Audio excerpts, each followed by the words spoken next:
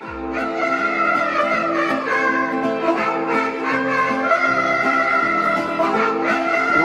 to build a wall, and it has to be built quickly.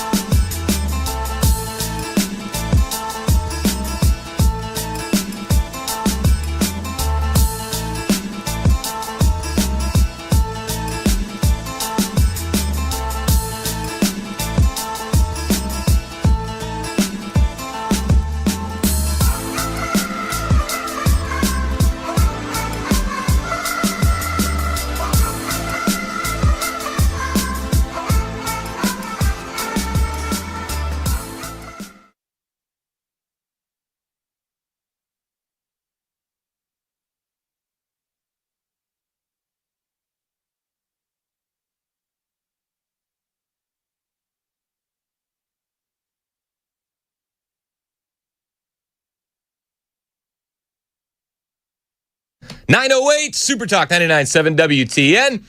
My name is Chris Hand. Hey, how are you? The show is brought to you by our friends at Better Water LLC. Water filtration systems, water softeners, you get those at betterwater.com. We are excited. Our friends at Better Water are sponsoring our big primary party on Thursday, August the 6th. That's Election Day, in case you haven't been keeping score at home.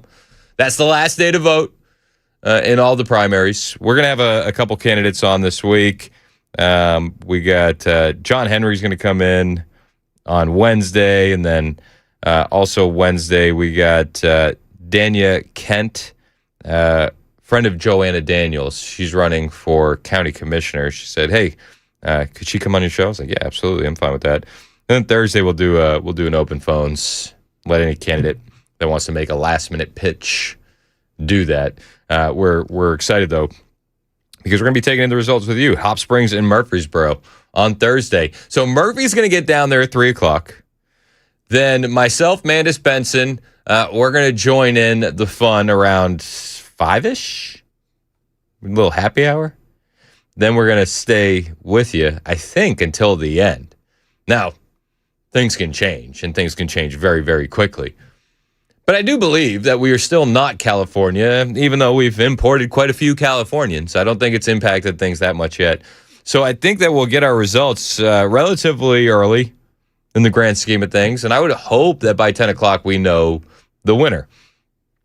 Maybe it takes a little longer. If it takes a little longer, I haven't confirmed this with Murphy, but knowing Murphy, we'll probably stay on the air. We have the green light from management. So we'll just blow out the night guy and pause. You guys will be here in the morning when we get here. Yeah, we'll still be rocking. Yeah. Counting the mail-in ballots.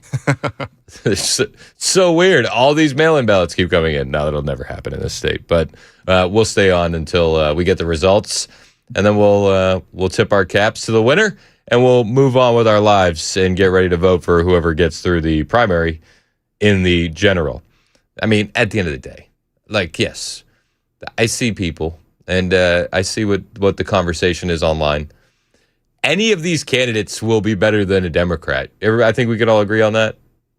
Even if you only believe it's marginally better, a marginal improvement is still an improvement. So I'm voting for whatever Republican gets through the primary.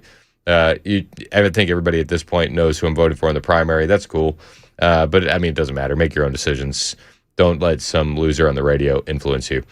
Speaking of stories that we're going to be talking about on the radio today, Nick Shirley was in CEUTA. Did you see this? I don't understand why. Like, people want to kill him enough in America, and then he goes to places like Cuba, and then he goes to places like CEUTA, where there's a much higher chance of him getting murdered. I don't know. Maybe not. Maybe America is a higher chance than Cuba, But I would think CEUTA is a higher chance than America. If you were ranking the places Nick Shirley is most likely to be murdered, I think it would be CEUTA, America, Cuba. Is that fair? I think that's an honest ranking. Right? I think it's good. If you were power ranking the countries where Nick Shirley might get murdered, I know CEUTA's not a country, but you get what I'm saying. What's their rights on to bear arms there? I think all the bears have arms. Okay, so. Good. We did a full count? Yep. Good. I think 2 each. At least. But yeah, Shirley's in CEUTA. He's getting chased by mostly peaceful Muslims with knives. It's like, that's the video I saw. I don't know what video you saw. But I saw a video where these, the Muslims that are looking for a better life, because that's what they are. They're migrants. They have just had a tough upbringing, and they're hungry. They're cold in Morocco, obviously. And they're looking for shelter.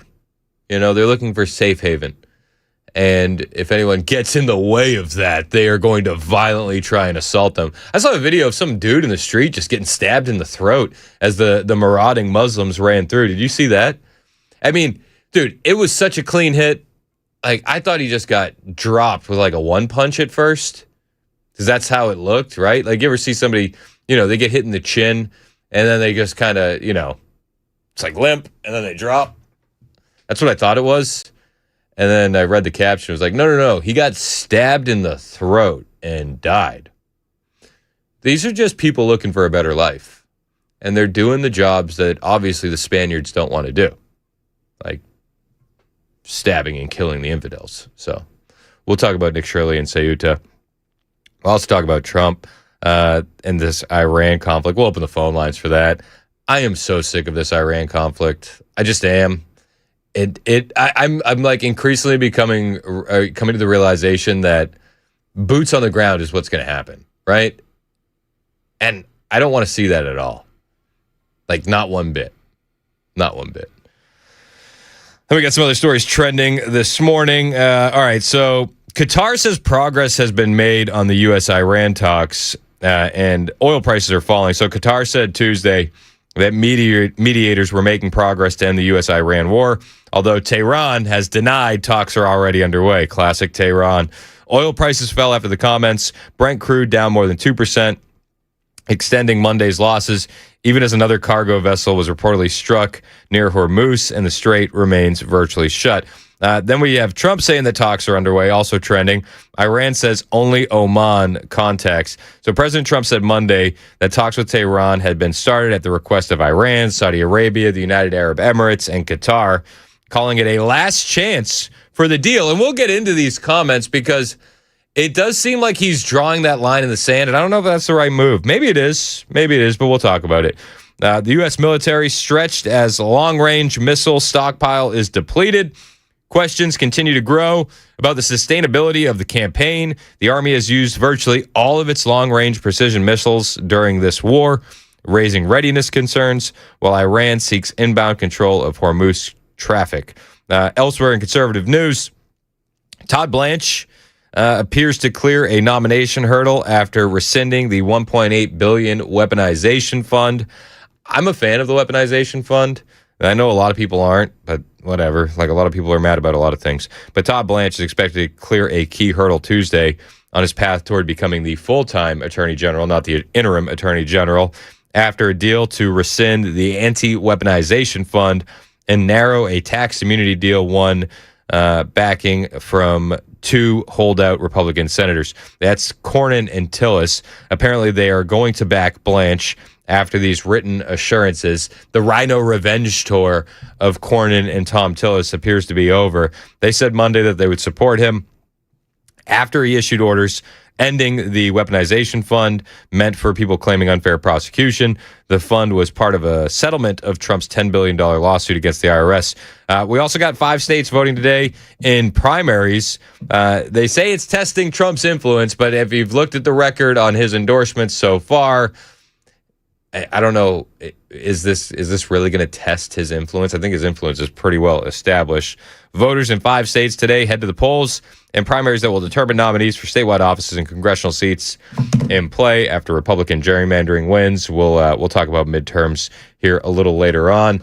If you're watching on Super Talk TV, this is the video I was talking about just moments ago. This is Nick Shirley and his security in CEUTA. Shirley put out, first of all, he went to CEUTA, and then he put out a 25-minute video. This is the clip that has been going the most viral. He has security with him, and the security with him, they're running for their lives as well. It doesn't seem like a safe place to be, and I don't think any of these guys are armed.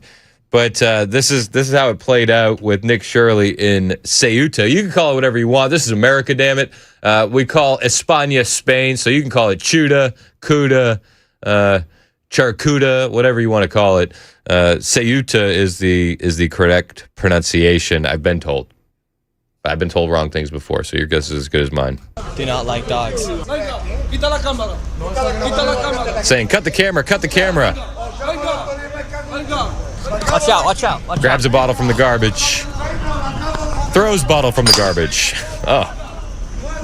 Listen, it was a mostly peaceful throw. Now we got people throwing stuff at us. ¿Qué hizo? Now, at this point, if you're watching on Super Talk TV, the security guard with Nick Shirley is smiling and laughing. Like, I think, these some of these guys are just adrenaline junkies. And I think, he's like, all right, let's go. It's getting spicy. Then one of the Muslims pulls out a knife and starts chasing them, and it gets a little bit hairier. He's got the rocks now. He's throwing rocks. Oh, shit. They're throwing rocks. The subtitles there say, I'm going to stab both of you.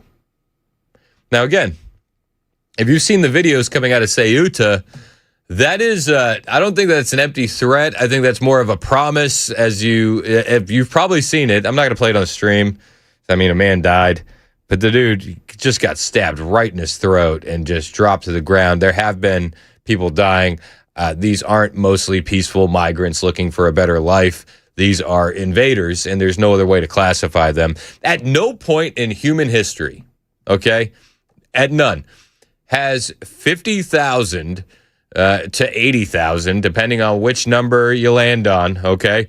At no point in human history has 50 to 80,000 war-fighting men crossing a border not been an invasion until the year of our Lord 2026. Now they're looking for a better life. That's all they're doing.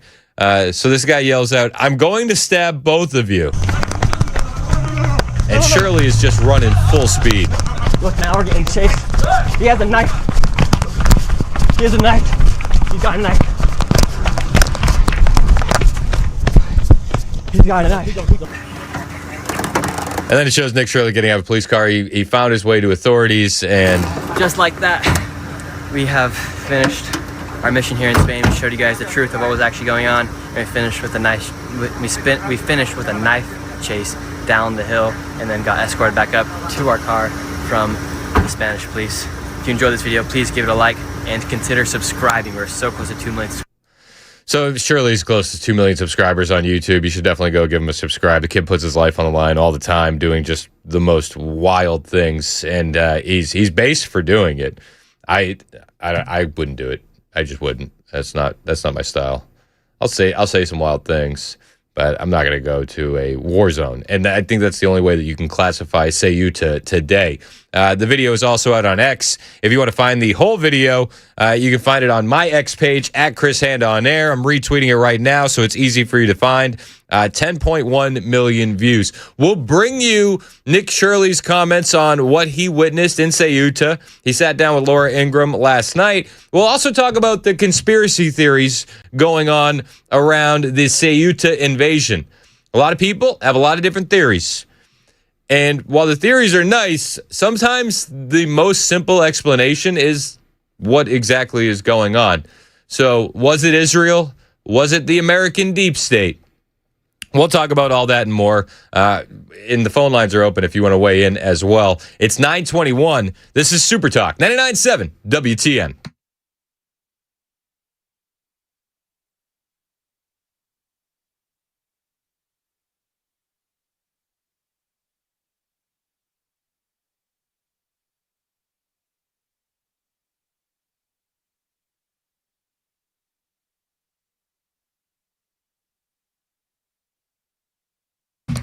what's up? It's Chris Hand here for my friends at Zero Res. Listen, I thought I needed Zero Res before. 4 kids, 2 dogs, but we got a baby on the way now. And before we know it, that baby's going to be crawling around on the floor. And I don't want to be cleaning these carpets with harsh chemicals and leaving soap residue behind, because what do you know about babies? They're going to put everything in their mouth. That's just what they do. So one of the reasons that we love Zero Res is why we're going to continue to love Zero Res. They are the Maha of carpet cleaners. They're not using harsh chemicals. They're not leaving behind soap residue. They're cleaning with their exclusive ZR water system. And this ZR water system actually gets everything out. Our carpets look insanely clean when these guys are done. They dry fast, and honestly, they stay clean longer. And that matters when you got kids and dogs running in and out of the house all day long. If you got kids, you know what I'm going through. Pick one, inside or outside. It's like, sure thing, Dad. How about both? And it's like, okay, all right. That's a great choice. Well, I'll tell you what, Zero Res is always a better choice. These guys are going to clean your carpets. They're going to do a great job, and they got 2 and 3 room specials going on right now. 615-535-9376. 615-535-9376. You can also book online. That's ZeroResNashville.com.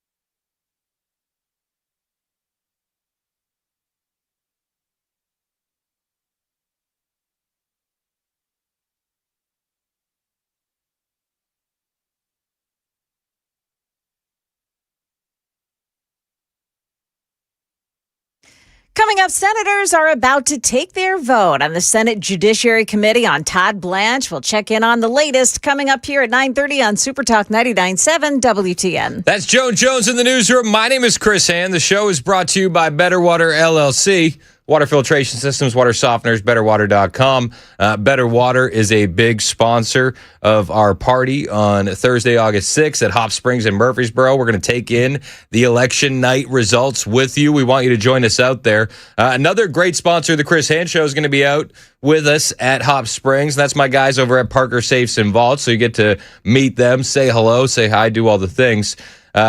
The Nick Shirley in CEUTA, Spain is the topic of conversation. Then we'll get into the conspiracy theories around Spain and exactly what happened there. I don't shy away from the conspiracy theories. And if you're like me and you're online a lot, I mean, you see them all. You see them everywhere. So we're not going to shy from them. We're going to break them down, where they came from and why. I mean, like, they're interesting, but I think that the explanation here is a lot simpler. And conspiracy theories aside, I think that this could have been prevented, even if the conspiracy theories are true. So we'll talk about all that on the way. This was Nick Shirley. We just played the video of him being chased down in the streets and being threatened to be stabbed by a mostly peaceful Moroccan Muslim just looking for a better life. And he talked with Laura Ingram about it last night. Down to the bottom of the hill because we were kind of on the top of the hill at that point when we were getting chased. And then we saw the guy reach for his knife and he said he was going to stab both of us. So we obviously ran as far as we could, and then we got to a spot, and it was funny. Our car was parked like right next to where the guy was, where he threatened to stab us. So we had to get in a police car and then have them drop us off so we didn't get stabbed or the guy didn't come after us again. Well, there goes your camera. That's okay. Were you? Was that? It's a good thing. It's always a positive development when you don't get stabbed. Nick Shirley also talked with Laura Ingram about what he exactly saw on the ground. Was there a lot of women and children? Spoiler alert, no, there was not. He also spoke personally to a lot of the African invaders in Ceuta. What they say is also not going to shock you, but we'll bring it to you next. It's 9:30 on Super Talk 99.7 WTN.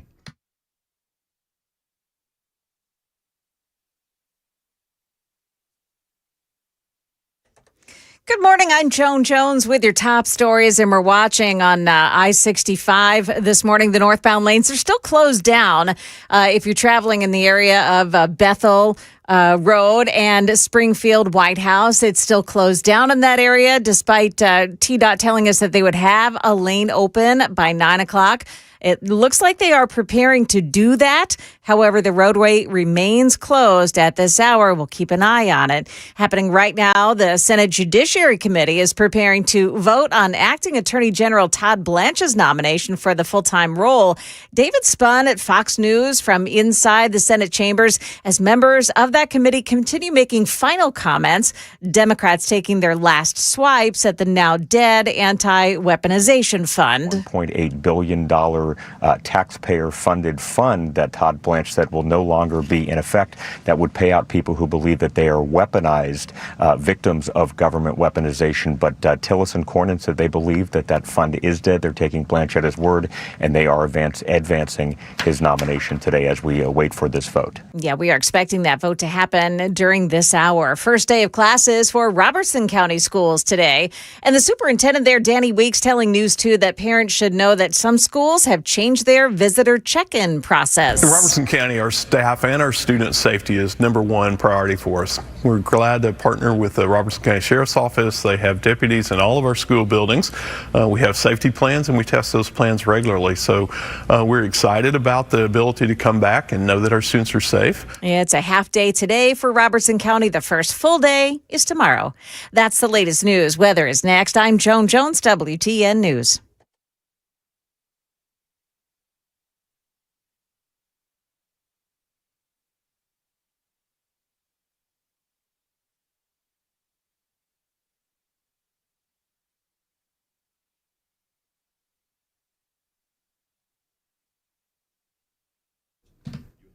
Hey, what's up? It's Chris Hand here for my friends at United Structural Systems. You know them as USS. We've had a lot of rain over the past few weeks, and if you got waterproofing issues in your crawl space or your basement, you are seeing it, you're feeling it. And maybe you're hoping it goes away. And sure, the water will dry up, but the problem is still going to be there. And every time the rain comes back, so is the issue. You need to call people that you can trust. And this is why I'm going to recommend United Structural Systems every single time. They've been doing it since 1994, and you don't stay in business that long by accident. You do it by doing work the right way, and that's what these guys do. They don't send a sales guy to your home worried about a quota who's going to throw scare tactics at you or try and hit you with quick fixes. No, that's not their style.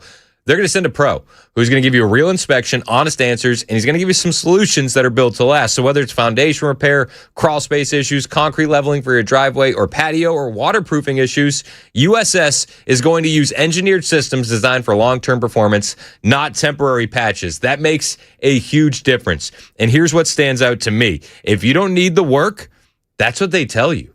You don't need the work. And if you do, well, you're going to know exactly why before the job even gets started. Right now, you can get a 10% discount when you pay in full, or you can fix it now and pay for it later with 18 months, no payment, no interest, or choose 36 month. No interest with low payment option for qualified homeowners. Get the job done. Get it done today before it gets worse. Call USS at 615-488-7855, 615-488-7855, USSTN.com.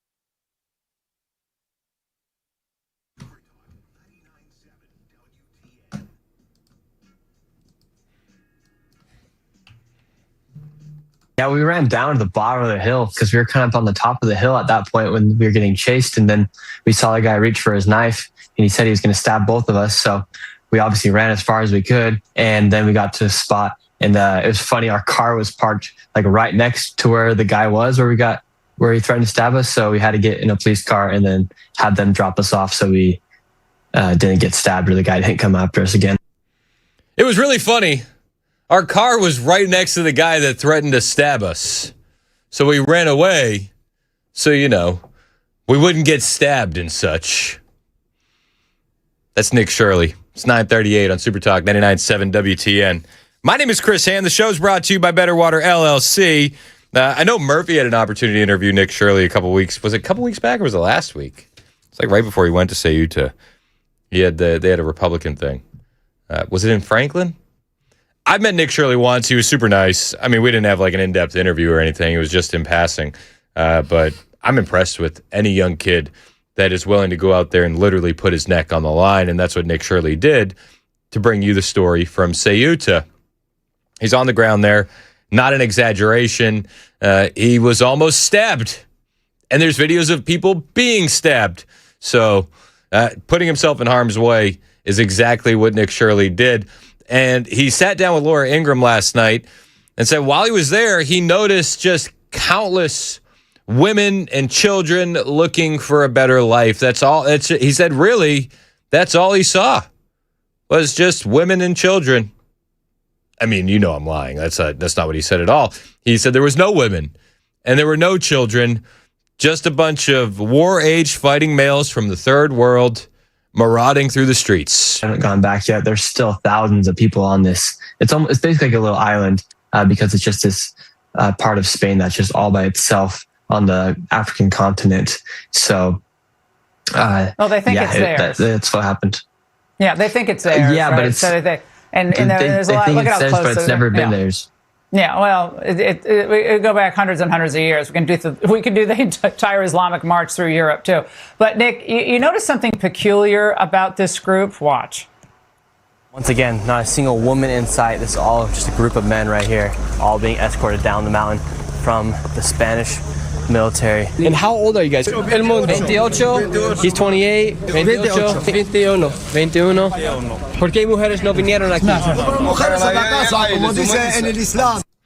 He said, why aren't the women here? And the man said, women are in the house like it says in Islam.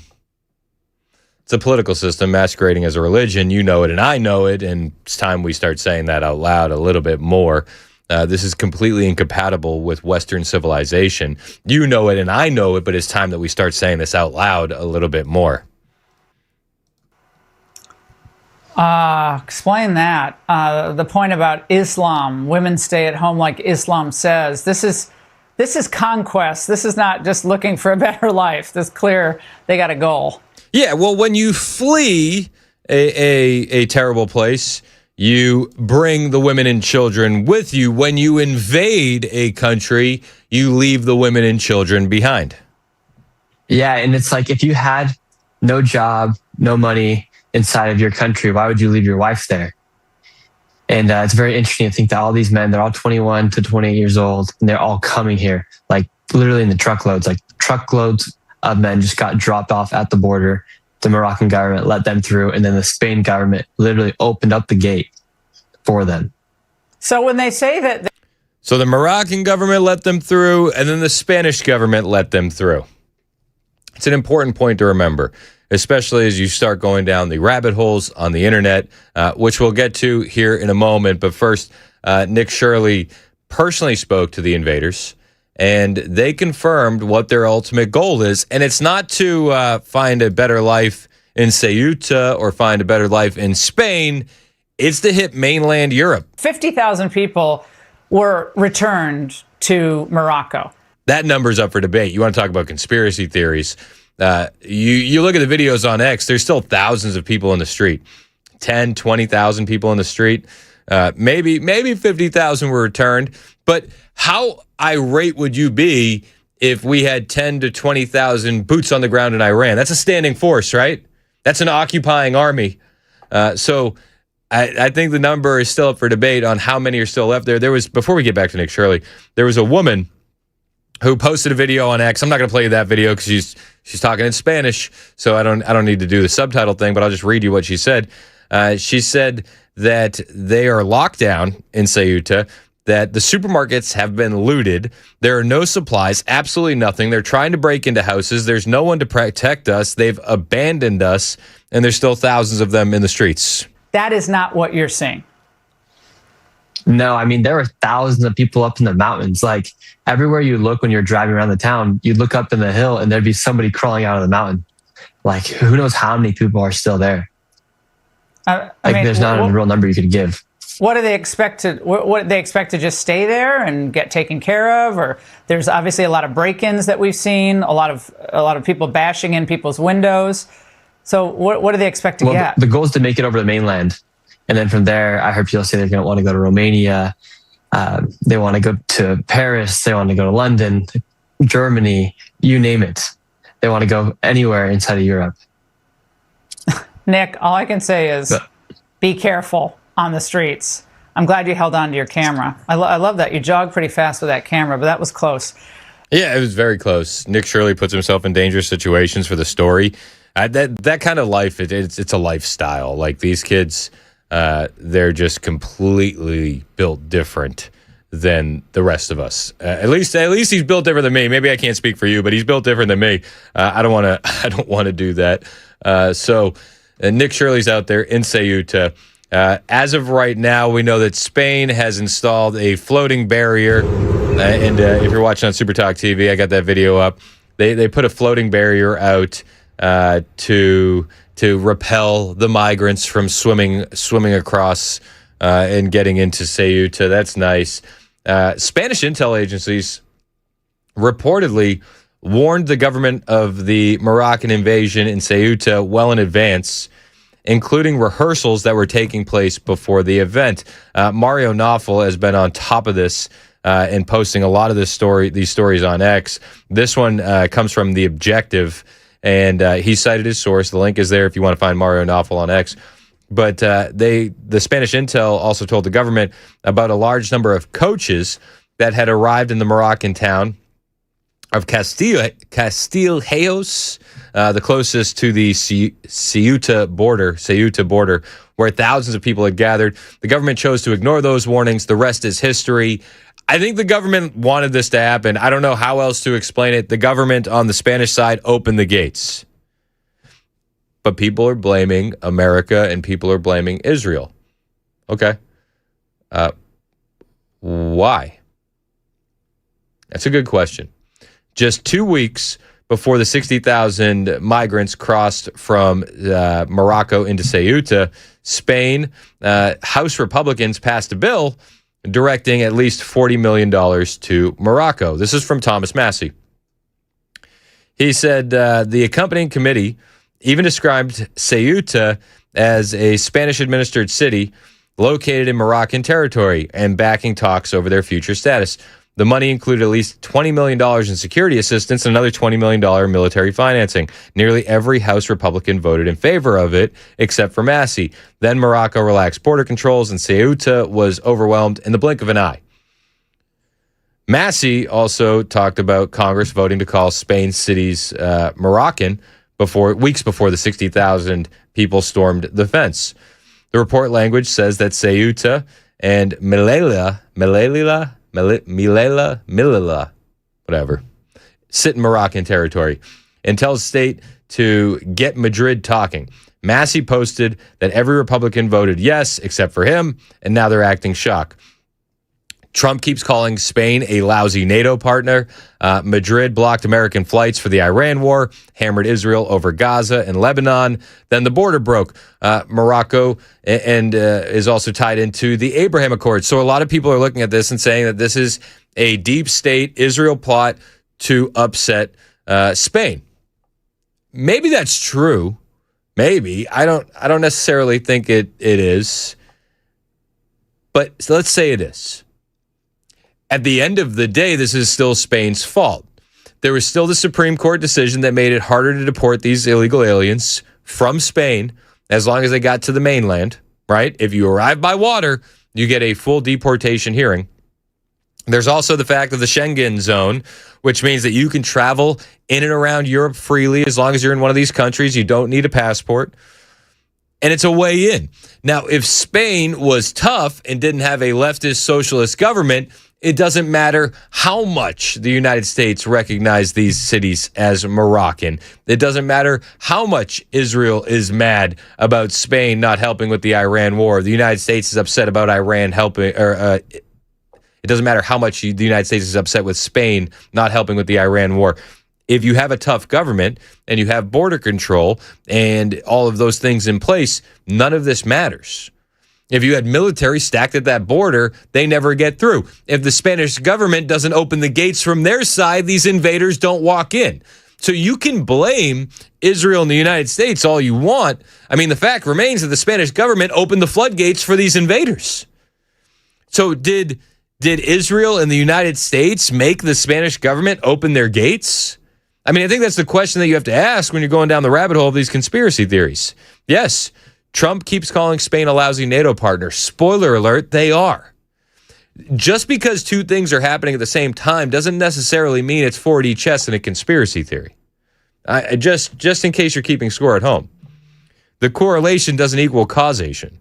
Not every time. Now, you can say that the timing isn't subtle, and I'd be willing to bend the knee to that. I'd say, yeah, that's interesting. You can bring up the point that back in April, an Israeli newspaper ran an op-ed by a Moroccan journalist basically saying Israel should help Morocco take back these two cities. And I would say, yeah. And the op-ed said that they should reward Morocco for the Abraham Accords and punish Spain for its stance on Palestine and for clashing with Trump. But it's also important to note that's a Moroccan writer, a Moroccan journalist. Of course he's going to argue for Morocco.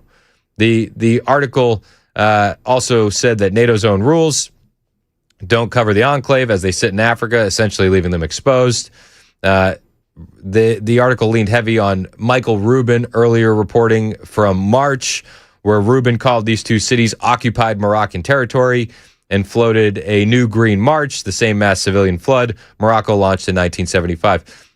All of this is true, but you didn't have to go back to 2021. You don't have to go back to 1975. In 2021, there was another similar invasion-style kind of thing to this, where it was 10 to 20,000 Moroccans storming the gates in CEUTA.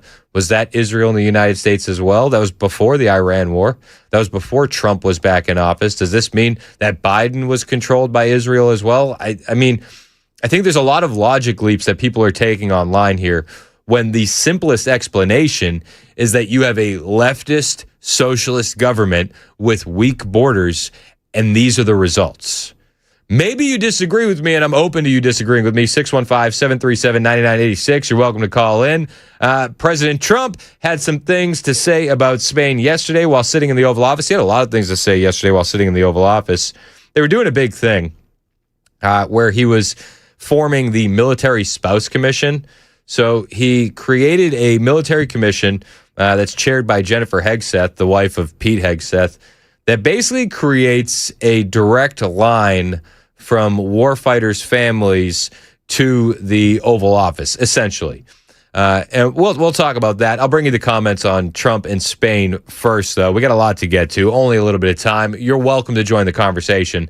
615-737-9986. It's 9:52. This is Super Talk, 99.7 WTN.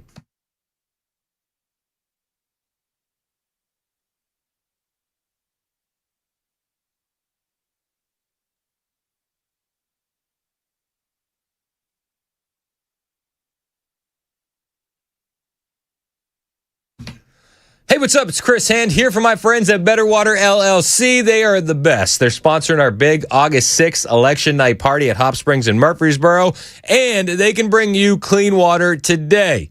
They'll test your water for free. You might have some nasty stuff in your water, and you might be thinking to yourself, well, I got a well, I'm good.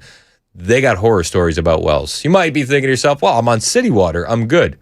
They also have horror stories about city water. You should get your water tested for free because you might have some nasty stuff sitting in your water. Sulfur, iron, chlorine, bacteria, even E. coli. This is the water that you're making coffee with in the morning. You're bathing in it. Your kids are bathing in it. Your grandkids are bathing in it. Don't you want that peace of mind? Let Better Water test your water for free.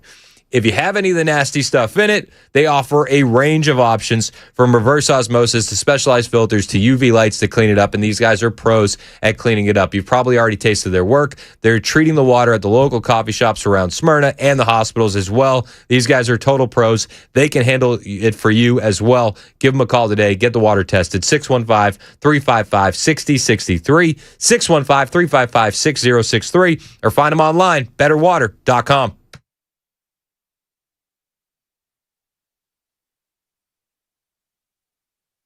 Hey, it's Dan Mandis from Super Talk 99.7 WTN and Nashville's Morning News. I'm here with Chris from USS, United Structural Systems.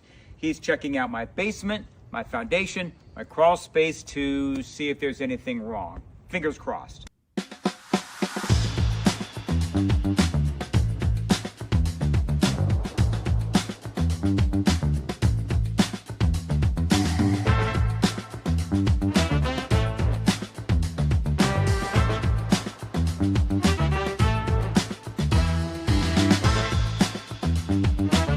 All right, so there's good news and there's bad news.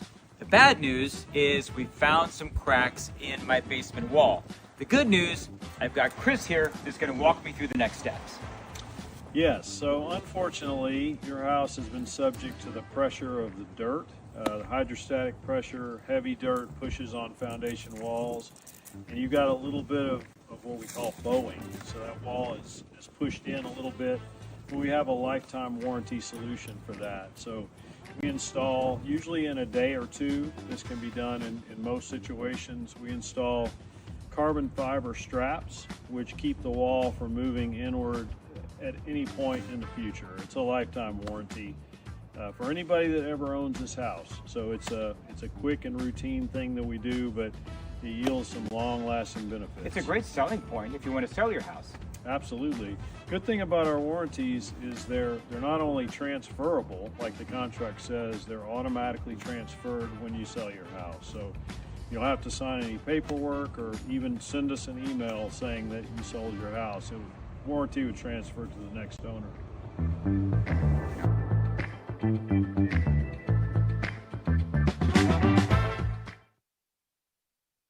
Pete Hegseth speaking earlier. They've gathered all of the top generals in the entire world, brought them to Quantico and said, stop being fat and gay. Maybe I'm paraphrasing a little bit, but that's generally the message that we're getting. No more identity months, DEI offices, dudes in dresses.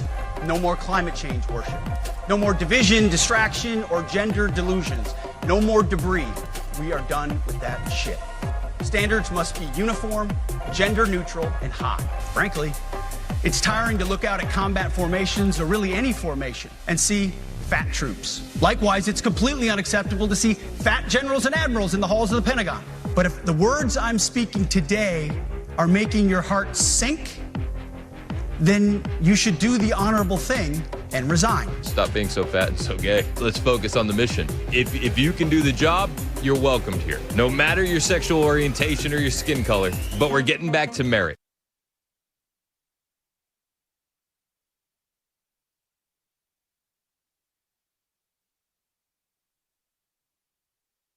The guaranteed offer is the simplest, least stressful way to sell your home. You go to our website, you fill out a quick form, we set an appointment, we bring you an all-cash offer. Literally, there's no lockbox on the front of your house, there's no showings, we pay all cash, we close in as little as 21 days, stress-free. We've helped thousands of homeowners just like you sell your home the hassle-free way with a guaranteed offer from Mark Spain Real Estate.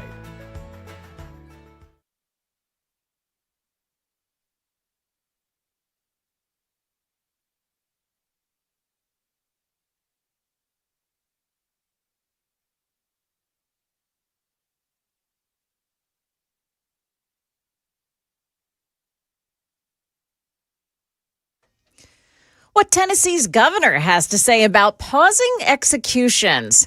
And also, we're still watching on I-65 this morning as it appears that traffic may just now be starting to move. We'll check on it in just a couple of moments here on Super Talk 99.7 WTN. That was a crazy accident this morning. I heard you guys breaking it down live as it was going on. Just everybody's just sitting there, just chilling. Yeah, it's amazing. And yes, we are watching the first traffic finally starting to move. I mean, it's been, 4 hours? 3 hours? Something, yeah, close to that. Yep. Insane. Yeah, 2 tractor trailers. One of them was carrying pallets of newspaper. So it ignited pretty quickly. You know what the real thing that nobody's talking about with this accident? What's that? Somebody was sitting in that, and they had black coffee this morning. Yeah, believe me, I thought of it. And yeah. Like, what do you do when you're stuck in traffic for 3 hours and you got to poop? There's woods. We're asking the questions that matter. That's all I'm saying.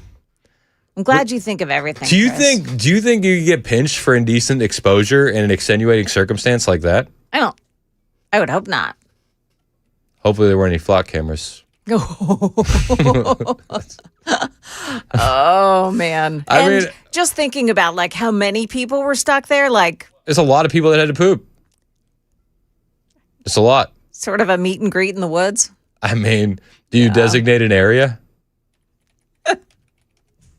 It's never happened to me before, so these are all really good questions. It's one of my greatest fears. Yeah. Like, and prayers go out to all the victims. I mean, I'm sure that there was some pretty bad injuries, and I don't mean to make light of it. But there was a lot more people that were sitting there that probably needed to poop.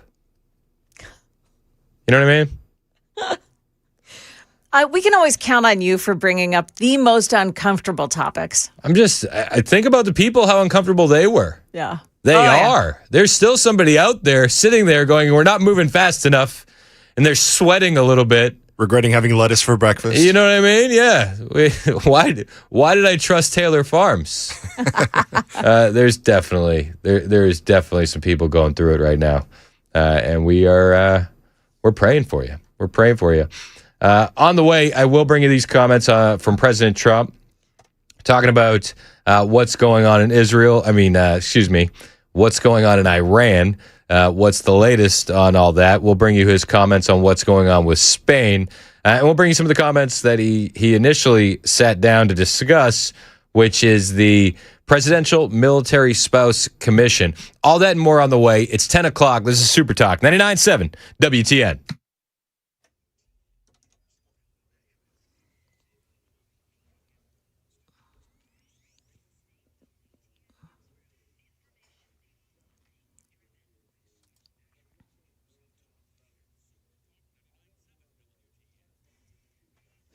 Good morning. It is 10 o'clock. I'm Joan Jones with your top stories. And yeah, we're watching those TDOT cameras, and it appears that I-65 northbound at Bethel Road now opened up to one lane of traffic.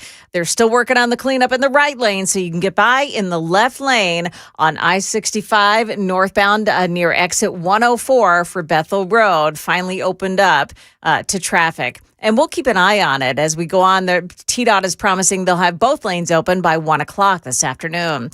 In the news, Tennessee Governor Bill Lee has no plans to pause next week's execution of a convicted murderer. The law of our state, which the people have chosen the death penalty for those most heinous crimes, that the law be carried out. It's my responsibility to make sure that that law is carried out justly and legally. It's one of the most difficult things we do in this state. Daryl Hines is scheduled to be put to death for the murder of Katherine Jenkins in 1985. Now, activists have been pushing for Governor Lee to hold off because of a botched execution attempt for another death row inmate in May. Metro Nashville police have arrested a woman who is wanted for hitting an off-duty officer, a sheriff's deputy, with her car. 24-year-old Jamisha Williams, accused of shifting her car into reverse and ramming that deputy who had caught her stealing from a Walmart in East Nashville. Well, yesterday, she was booked into Metro Jail on 4 felonies for hitting the deputy. He's been recovering from severe injuries, including a fractured sternum, 7 broken ribs, a partially collapsed lung, and spinal injuries that required a 6-level fusion surgery. The parasitic outbreak linked to lettuce has turned deadly now, with 2 deaths reported in Michigan. Officials say both had significant underlying health conditions that may have been worsened by cyclosporiasis and dehydration. Nationwide, more than 18,000 people have gotten sick in 45 states. The FDA has linked the outbreak in Michigan and 8 other states to iceberg lettuce, sourced by Taylor Farms in central Mexico and served at some Taco Bell restaurants. That's ABC's Lionel Moise. SpaceX was the largest initial public offering to date when it hit the NASDAQ in June. And today, that company is holding its very first earnings call since that IPO. When it debuted on June 12th, SpaceX leapt into the stock market like one of its rockets, raising $75 billion on shares that were selling for about $150. The price jumped to an all-time high of about $225 a share shortly afterwards. But on Monday, it was trading for about half that. When CEO Elon Musk delivers his company's latest quarter earnings after the closing bell, investors will be listening for anything that could signal a rebound. They'll also be listening for how much spending is planned for the future, given the high cost of AI infrastructure that companies like SpaceX require. Sherry Preston, ABC News. SpaceX releases its earnings after the closing bell at 3 o'clock Central Time this afternoon. That's the latest news. Weather is next. I'm Joan Jones, WTN News.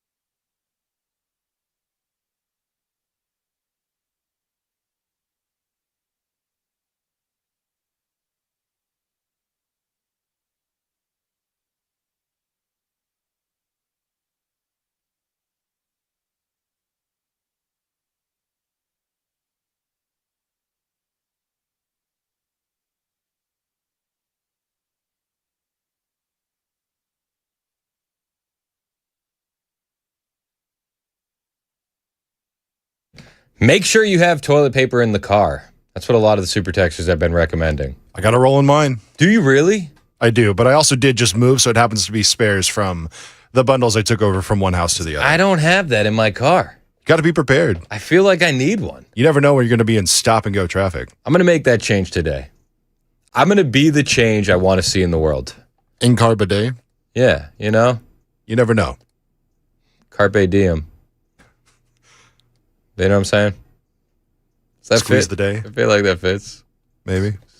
Clench the day. It's 10:07 on Super Talk 99.7 WTN. My name is Chris Hand. If you're just joining us, Massive traffic accident this morning on 65. Joan was calling it 95 all morning. That's fake news. Don't DC my Tennessee, Joan. But people were sitting in that traffic for like 3 or 4 hours. Yeah. And I mean, hearts go out to everybody that was hurting there. But my thoughts and prayers also go to everyone who had black coffee this morning and then had to sit in that traffic. Wrong time to change to a vegan diet. Dude, there was definitely somebody that had black coffee and a cigarette, and then we were just sitting there.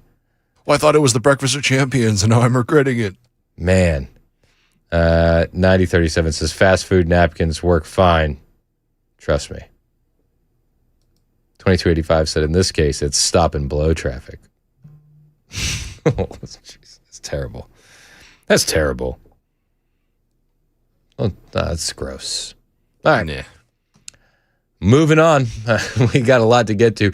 We were talking about the CEUTA invasion. I have been going back and forth with some texters because there's the theories that are going around online saying that CEUTA got invaded because everyone's mad at Spain, Israel's mad at Spain, America's mad at Spain, and I just think the easiest explanation here is probably the most likely, that Spain magnetized its country to the invaders, and then they had weak border security. Like, that's what happened. They had weak leaders. They had weak border security. I was going back and forth with Brian, and Brian said, so Brian was like, Spain decided not to play ball with Israel when it comes to their actions in Gaza and Lebanon. The migrant invasion is punishment from Israel. I said, say all of this is true. Say even if it's true, they're getting punished by Israel. They're getting punished by America. That doesn't explain the weak leadership and the weak border. It just doesn't. Even if you were to be punished, quote unquote punished, you still have autonomy over your border. You still are a sovereign nation. You can still defend your border. So why'd you open the gate?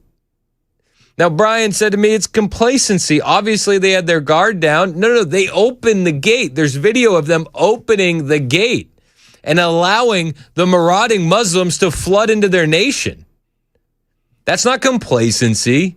That is suicidal empathy. So you can say complacency if that's your thought process. I would say weaponized incompetence and weak leadership. And I think that's what you're seeing. President Trump was discussing this yesterday. He was inside the Oval Office. They created a new military spouse commission. And we'll get to that here in a little bit because I do think it's a great thing that they're doing for the military. We have the utmost respect for our military members and to have a direct line of communication for the spouses. I think that's awesome. But I did reorganize the president's thoughts and his comments because there were a lot of conversation about midterms that the president commented on. There was a lot of conversation about Iran that the president commented on. And it's always jumbled when you got members of the press because nobody says, okay, now we're going to answer questions about the midterms. Okay, now we're going to answer questions about Iran. President Trump just kind of points and then they get hurled at him. So I do my best to try and organize his thoughts so that way it's a little bit more digestible for you. So President Trump was discussing Spain, and he dropped a warning to America, and I think that this is very poignant. What you're seeing in Spain, well, it already happened here under the Biden administration, and it could be much worse if we ever let Democrats get back into power again. And this is the warning that President Trump dropped on everyone yesterday inside the Oval Office. Spain awaits America. What should voters in other countries with elections coming up soon take away from what's going on in Spain? We have to be very careful with the whole socialist thing. I think in many cases it's much more than socialist. They skipped socialism, they went directly to communism. But when I saw what happened in Spain, I said, we had a version of that. You could say much worse. We allowed 25 million people under Joe Biden, the Democrats. We had open borders, and countries all over the world, almost all of them, sent people that they don't want into our country. And we've gotten a lot of them out, and we're getting more, including murders. And I always said 11,888, that was the number of murders. Many of them committed more than one murder. And We're going to be just like that if you put these lunatics in that I see running for office. We had an open border a year and a half ago. We had the worst border in the history of our country. Now we have the best border. We haven't had one person come in, and this is done by the Democrats, not by left-leaning people. They do charts, and they have, in 15 months, not one person has come in through our southern border illegally. Now, that's pretty amazing. I'd say maybe 10, maybe 15. They say none. And believe me, if they did, they'd love to report it. Now, President Trump is right there. What he was able to do on our southern border was unbelievable because we saw a lot of what we're seeing in Spain at the southern border during the Biden administration. War-fighting age males coming across, not a lot of women, not a lot of children, and they were coming in because the United States had been magnetized the exact same way Spain was magnetized over the weekend. And the big thing that they have in common, the Spanish government and the Biden government, run by radical leftists. And as you're watching the rise of socialism in the Democrat Party, you're seeing Kamala Harris in Nashville just parroting radical leftist ideas. You know exactly which direction they're going to take this country if they ever gain power again. And I understand that there's a lot of hemming and hawing about President Trump. He didn't keep his promise on no new wars. He's doing this wrong. He's doing that wrong. The affordability crisis. And I think it's fair to critique the president. Don't get me wrong. I think that as conservatives, we're well within our rights to critique the president. In fact, I think it's good when we do. Because I think this administration has more of an ear to the ground than others. You could argue that it's waned recently, but that being said, I think this administration does listen to the voters. And I think if you're not critiquing or criticizing or pointing out what you don't like, they're never going to hear you. The squeaky wheel gets the grease. So I think that criticizing this administration is the right thing to do if you're a conservative. Find areas where they can improve. Nobody's perfect. There's always going to be room for improvement. But this government and any conservative government is going to be better leaps and bounds than any leftist, democratic, socialist government that we could get in its place. Just make no mistake about that. There will be voices that will tell you, sit out the midterms. Your vote doesn't matter. There will be people that will try to blackpill you. But just know, if Kamala Harris won that election, we'd still have a wide open southern border, and that 20 million illegal aliens that we've gotten in would be 40 million by now. This country would be completely overrun, even more so than it already is. And again, yes, you can critique the president. I think you're well within your rights to do so. You can say that the deportation numbers aren't where they need to be. I've said it myself. If we're going to have mass deportations, we probably need to use the military. And the numbers that we're doing right now, it's not going to cut it. And I think that we need to have a conversation on legal immigration, not just illegal immigration, with the rise of AI and how many jobs it's going to take. These are all fair critiques, and they should be levied at this current administration. Still going to be better than any Democratic administration. You know it and I know it. So push back against the black pillars and understand that what the president has done already leaps and bounds better than what we could have had. Just on the sheer fact that he secured the southern border, absolutely a huge improvement. And President Trump was talking about this in the Oval Office. He said, maybe I did it too fast. People say I did it too fast, that they don't even talk about it anymore because of how quickly he secured the southern border. And I think that's a correct statement. He did it so fast that it's a distant memory at this point. It is. I mean, I think it needed to be done fast. I'm grateful that he did it fast. But when's the last time we talked about the border being actually secured? We've done a fantastic job. You know, somebody said you did it too fast. I did it in 30 days, my first 30 days.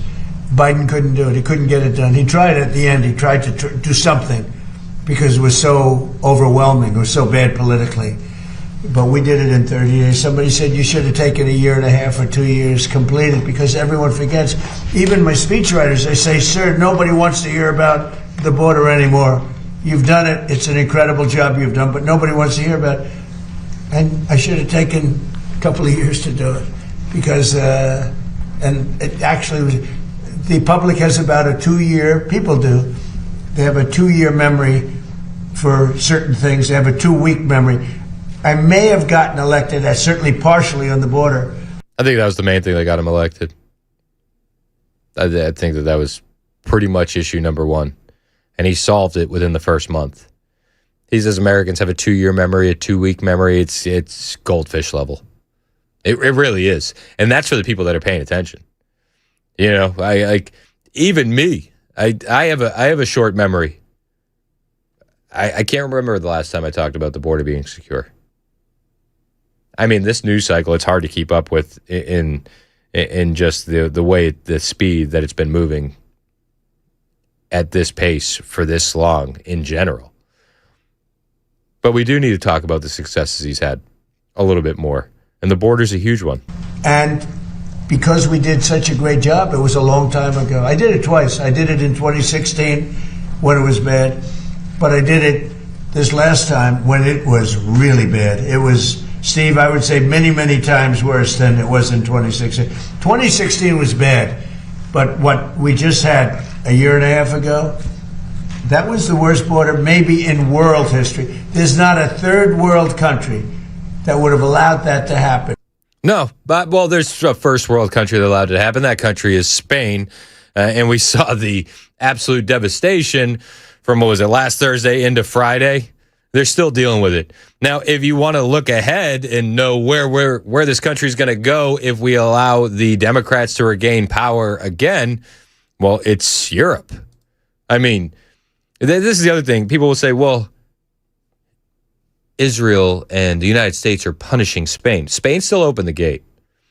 Now tell me about Germany. Now tell me about France. Now tell me about Denmark. Now tell me about London. Are they also getting punished by the United States and Israel? Is that what's going on? If you want to know what this country looks like when Democrats get power, you just need to look towards Europe. Do you think that European nations, including the UK, should be using their militaries to stop illegal immigration? Look, you have to stop illegal immigration in Europe. I know Europe better than anybody, better than the people that run it, and I have great relationships. Two things are killing Europe. Number one is immigration. Number two is energy.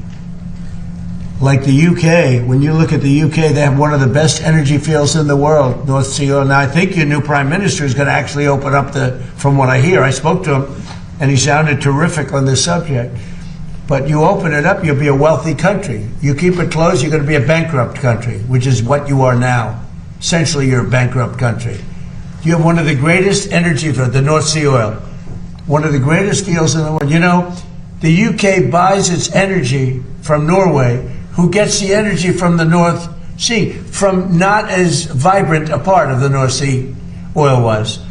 I mean, that's another thing that President Trump did well here in America, and I know it's hard to wrap our heads around as gas prices are high because of the conflict in Iran, but it's the truth. Biden came in and he canceled the Keystone XL pipeline day one. Donald Trump gets in and he opens up leases for these oil companies to do more drilling. And we saw it in his first term. We became energy independent. We are working towards that. I mean, Venezuela is another big part of that. Trump's energy policies make a hell of a lot more sense than windmills and solar panels. You know it and I know it.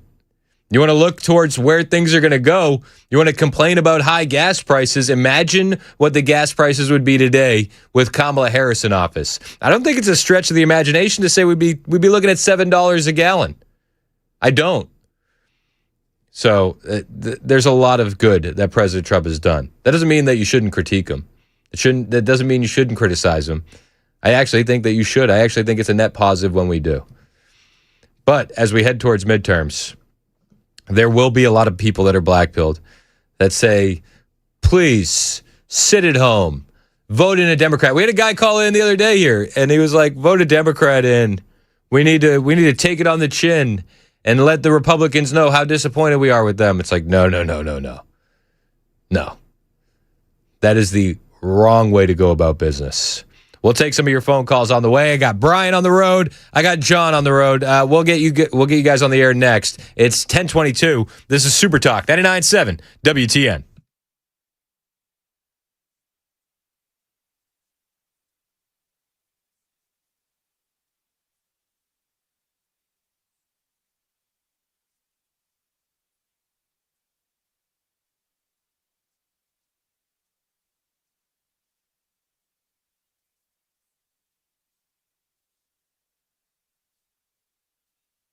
Hey, what's up? It's Chris Hand here for my friends at the Glock Store. Big event coming up at the Glock Store on Saturday, August 8th, this Saturday from 9 a.m. to 6 p.m. They always throw the best parties, and Saturday is O-Site Day at the Glock Store. It's going to be awesome. O-Site reps on site with a complete line of O-Site optics on display. You're going to have exclusive in-store deals on O-Site optics and tons of can't beat deals. Like you buy a box of Burrow bullets, you're going to get to shoot the all-new O-Site SE MOS for free with no range fees. Then the cost of the Burrow bullets can be applied to a purchase of a new O-Site SE MOS. Up to 30 of the new O-Site SE MOS optics are going to be given away that day. That's a $250 value. You can win. All attendees are going to get a raffle ticket. No purchase necessary. You just got to be there to claim your prize. Free O-Site swag. Get there early. It's only while supplies last.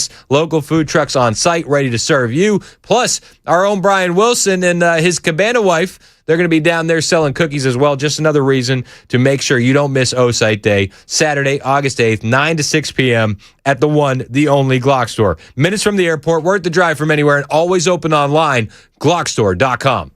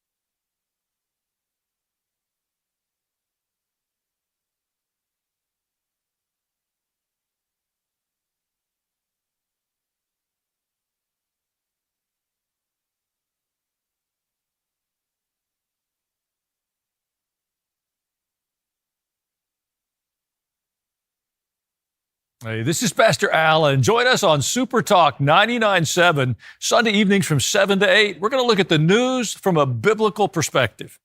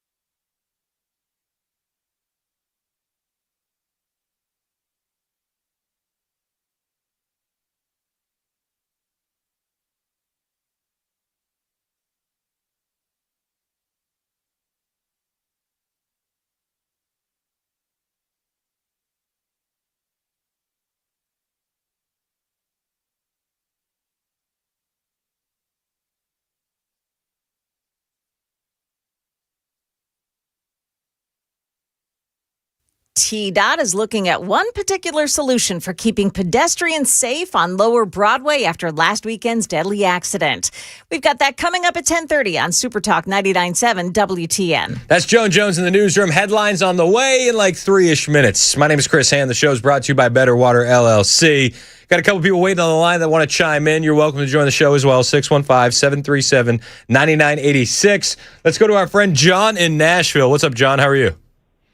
Hey, it's not John, it's Sean. Sean, what's up? Yeah, you know, Mason, he's a work in progress, but we love him. We love him anyway. It's fine. It's fine. I think y'all been a little rough on Trump. I voted for him 3 times. Now, I think everybody forgot what he said. Peace to strength. Now, he's picking up Biden's mess. Yep. That, sending all our weapons and stuff and all that, and fix the border. I'm on a fixed income, and I'm making everything, but y'all forgetting about the strength. We got the strength. We got the best warriors in the world, but y'all need to give that man a break. I mean, he's got a lot on his plate. And that's pretty much all I need to be about. But like, what y'all have to say about But it. what exactly should I not be criticizing him on, and why? The strength. Y'all are not Like this, forgetting like the Straits of of Hormuz. the war. But don't you think it's a fair? He's trying to avoid a war through peace. You understand what I'm saying? But he got us in a war. If he throws down right now, if he throws down, then they're gonna be on top of him. Like, I mean, all the Democrats are gonna win the next election. They're gonna throw it in his face. But when you're saying he's trying to avoid a war, he got into the limited contact back in June of 2025, right? The limited strikes on their nuclear facilities. He said it was completely obliterated.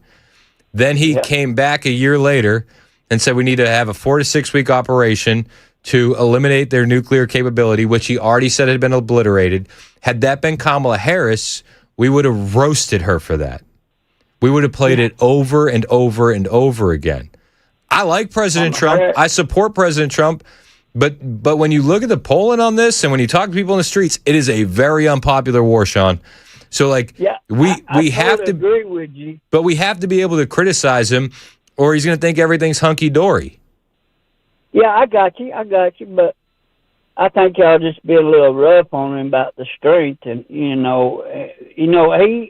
specifically said peace to strength. You know what I'm saying? And everybody's forgot about the strength we have, and he's got a lot on his plate. I mean, they're playing games with him over there, and all that. It's just crazy. And I know food and gas prices are high and all that.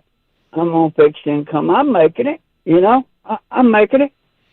I hear you, Why man. is everybody crying about it? I don't get it. Well, I think it would be on, that Stone in Montana or whatever in 4 presidents. They need to put him up there on there too. You know what I mean?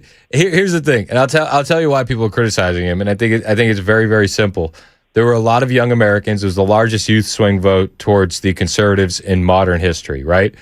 And they came in with and independents and moderates too. They came in with the promise of no new wars and being able to afford the American dream again. And we are now a little over a year and a half into this second administration, a year and a half plus some change. And they aren't seeing it. They aren't seeing it. He's picking up slack from 8 presidents that didn't do it. But you can't say he's picking up slack from Biden when that conflict wasn't started.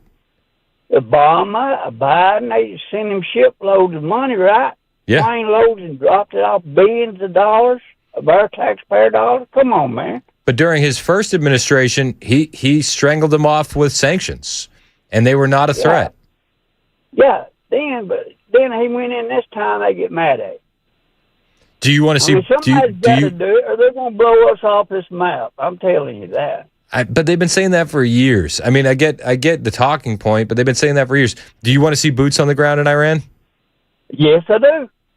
How many? I think they could bomb the first 50 miles, the inland, and then put the troops on the ground and walk right into whatever it is, Tel Aviv, and clean them out. Clean them out.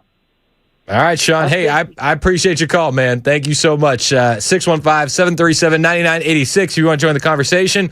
I'll bring you the president's comments on Iran from the Oval Office yesterday when we get back. It's 10:32 on Super Talk 99.7 WTN.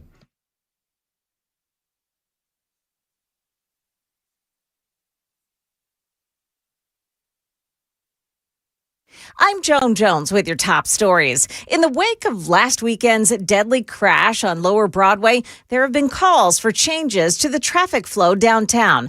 Fox 17's Karen Aguilar says TDOT is considering some changes. TDOT does not plan to permanently close the street, but are in discussions with other agencies over the possibility of installing retractable bollards on Broadway.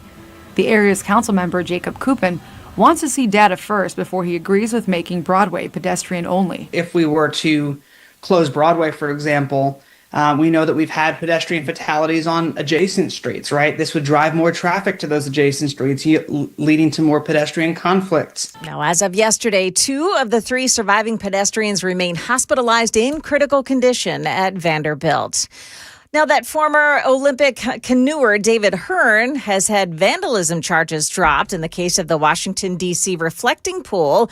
His lawyer is now speaking out. Joshua Kolb is his name. He says the evidence against Hearn just wasn't there. The documents that were handed over from the Department of Interior to the Department of Justice are part of the record. They're in the filings right now for the public to see, as well as the court. All of that is now a matter of fact. U.S. Attorney Janine Pirro said the evidence showed the contractor hired to replace the liner was to blame. President Trump has said she, quote, folded like an umbrella.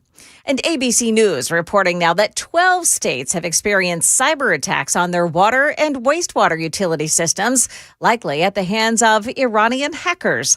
That's up from a previously reported 7 states. The FBI is urging utilities to disconnect systems from the internet where possible. That's the latest news. Weather is next. I'm Joan Jones, WTN News.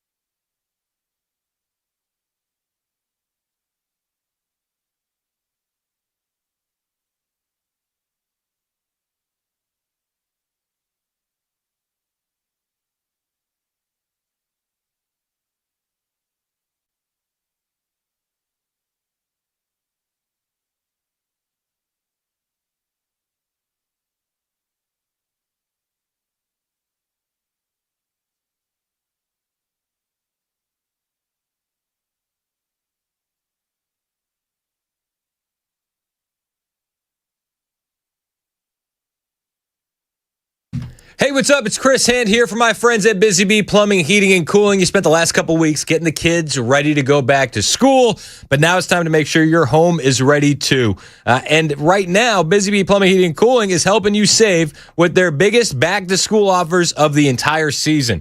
You schedule that HVAC maintenance or complete any HVAC repair, and you'll get a free dryer vent cleaning. That's an added safety and one less thing on your to-do list. Thinking about a new system? You purchase that high-efficiency HVAC unit, and you'll be entered to win Busy Bee's Healthy Hive giveaway. That's a $1,500 sponsorship to the local school of your choice. Plus, qualified teachers, faculty, and staff can receive a free Beehive Care membership, Beehive Club membership when a customer purchases or renews one and gifts it to them. You got plumbing work need to get done? Get a $500 gift card with qualifying whole home repipes or mainline replacements. And as always, with approved credit, enjoy 0% financing for 18 months. It's Busy Bee Plumbing, Heating, and Cooling, 615-775-7833. 615-775-7833. BusyBeeHVAC.com.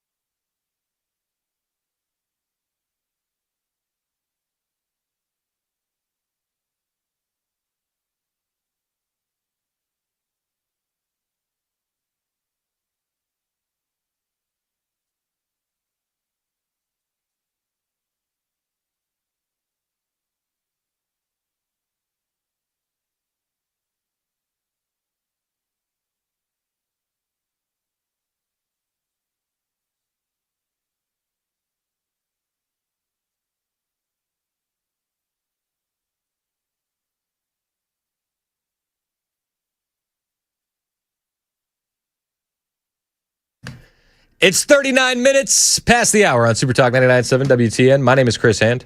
Show's brought to you by Better Water LLC, water filtration systems, water softeners, betterwater.com. We got a lot of comments on the text line. There are people that are just like, there's no middle ground. There's no nuance in any of the conversation, which I think that hurts us at the end of the day. But it's people that are very upset that we're in the Iran conflict. And there's people that are very upset that we're criticizing the Iran conflict. And I'm open for the conversation. 615-737-9986. I really do. I see both sides of it. And it's not just like fence riding. Like, I get where people are coming from. I tend to lean with the anti-conflict crowd more so than the pro-conflict crowd. But the calculation changes because we're here now. So at this point, the cat's already out of the bag. You're not getting that cat in the bag again. You know how cats are with the bags.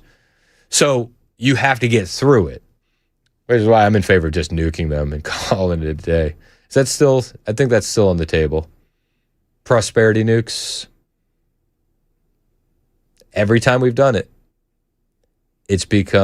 our enemy has become a more prosperous country and a place you'd want to visit.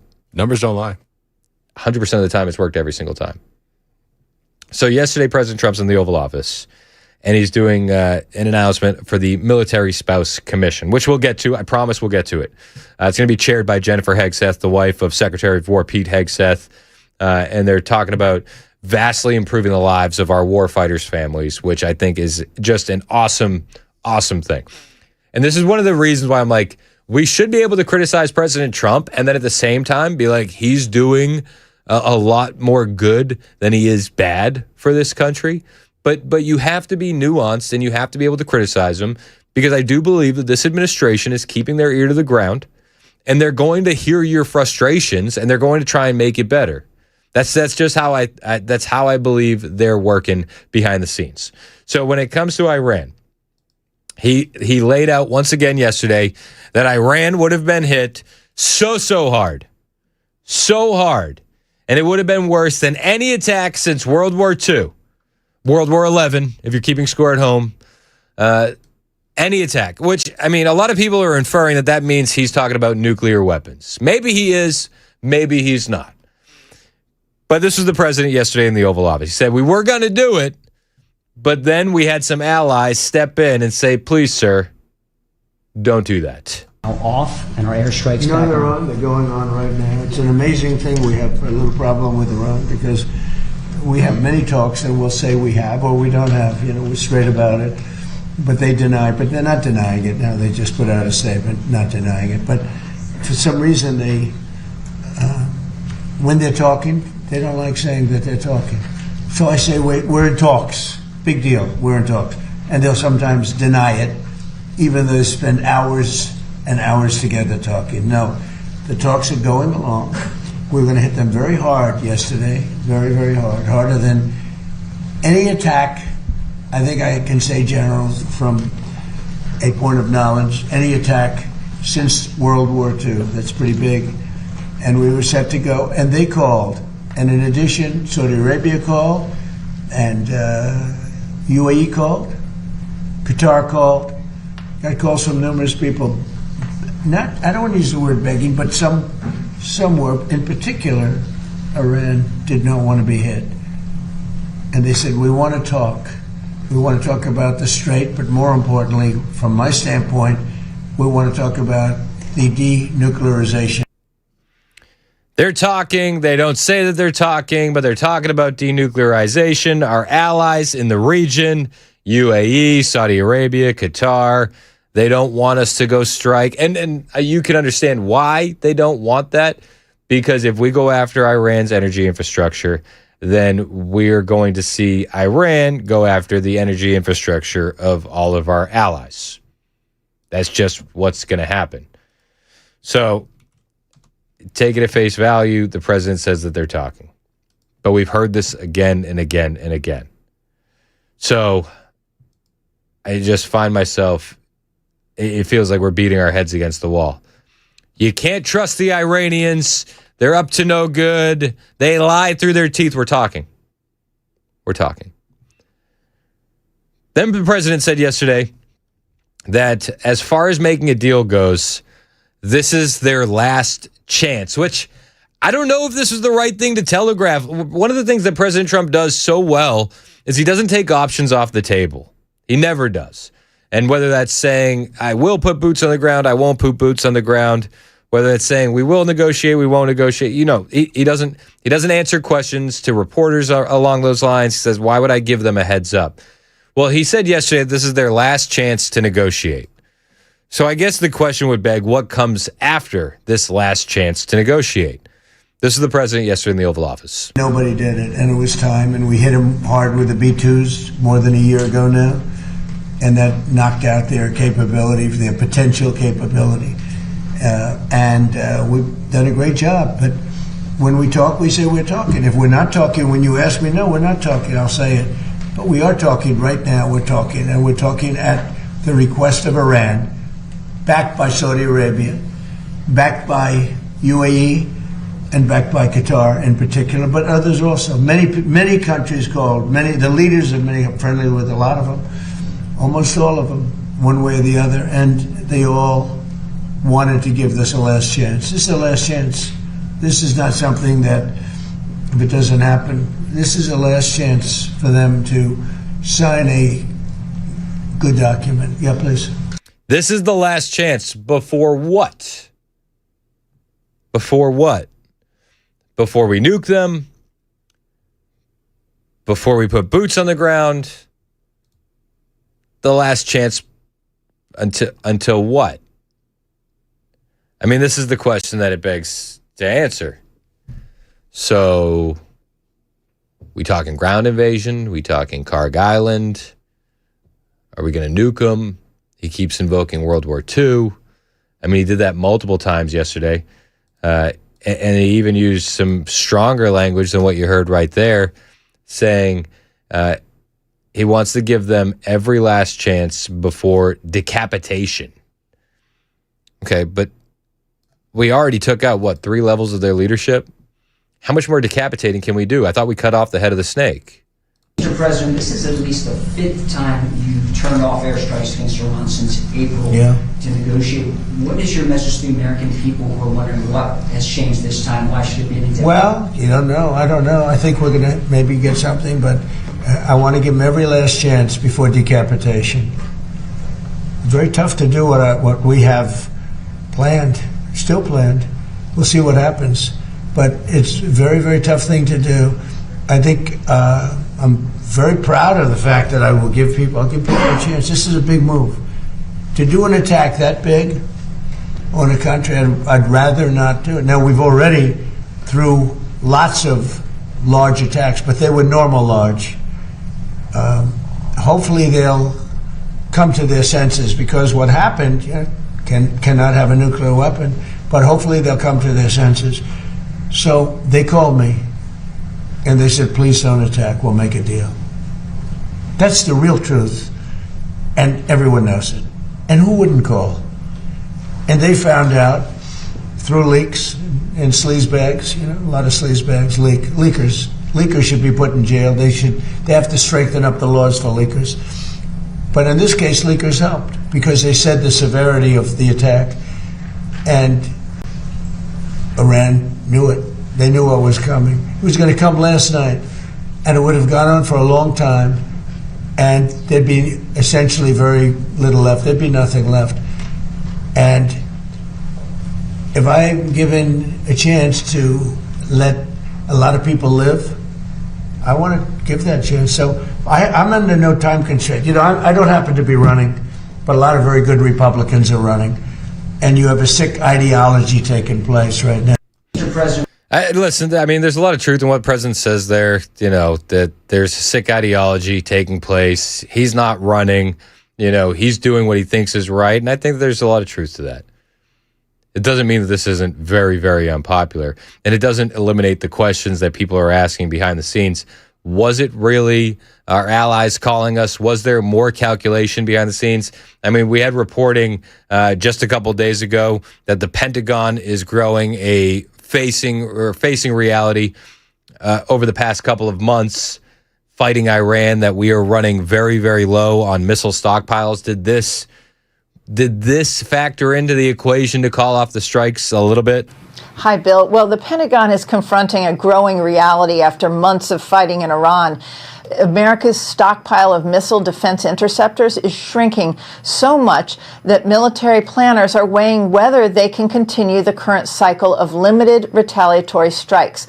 Now, before you go, well, that's a liberal source, that's Fox News. The Center for Strategic and International Studies, using open source budget numbers, estimates U.S. Patriot interceptor inventories have fallen from roughly 2,300 pre-war to fewer than 827, while THAAD interceptors have dropped from 452 to fewer than 278. CSIS warns rebuilding those stockpiles could take 3 years or more. 3 years? Who's excited about the conflict going on for another 3 years? Raise your hand. Anybody? This 4 to 6 week operation will take just short of 3 years. I got a text here from Nelson, 615-737-9986. You want to jump in on the text line? Nelson says, so tired of hearing this bleep. Drop a nuke and invade. Let's do this. And that's kind of where I'm at. Like, if we can't get out through a peaceful, negotiation where it doesn't look like we're tucking our tails and running, then can we just go full scorched earth? Is that too much to ask? I mean, honestly, I don't care which way they do it. I just want this conflict over. You tell me what the fastest way is. Game plan it out. Is it a ton of nukes and a ground invasion? I don't really want boots on the ground, but is it just turning them into a parking lot? I mean, as awful as that sounds, is that just the move? Does that kick off World War III? Does that lead to bigger escalation? What on earth are we still doing here? Can anybody actually answer that? How does this benefit America? And we'll get the text. We can't let them hit us with a nuclear weapon. I don't think that they could have in the first place. I don't. Yeah, it's 2991. Who told Fox News from the Pentagon that we don't have enough missiles? Who was it? That's BS. I'm telling you, it's BS. They don't know. We got enough missile to last 5 or 6 years, and we can build them anytime we want. They don't take 3 years to redo ours. I'm just reporting what the news is reporting. And before this hit Fox News, this was the conversation online for months, just in case you're keeping score at home, that Iran was going to let us essentially exhaust our supply and hold out and keep going. And when that started circulating online months ago, everybody's like, it's conspiracy theories. It's never going to, that's not how it's going to go down. Yet here we are months down the road, and this is the reporting from Fox. This is a conservative source. This mirrors the reporting that we've seen from the Post and the New York Times and the like. Which you would say liberal sources, they're lying. But there's a lot of people talking about this, and there's been a lot of people talking about this for months. So where do we go from here? Your guess is as good as mine. It's 10:52. It's Super Talk 99.7 WTN.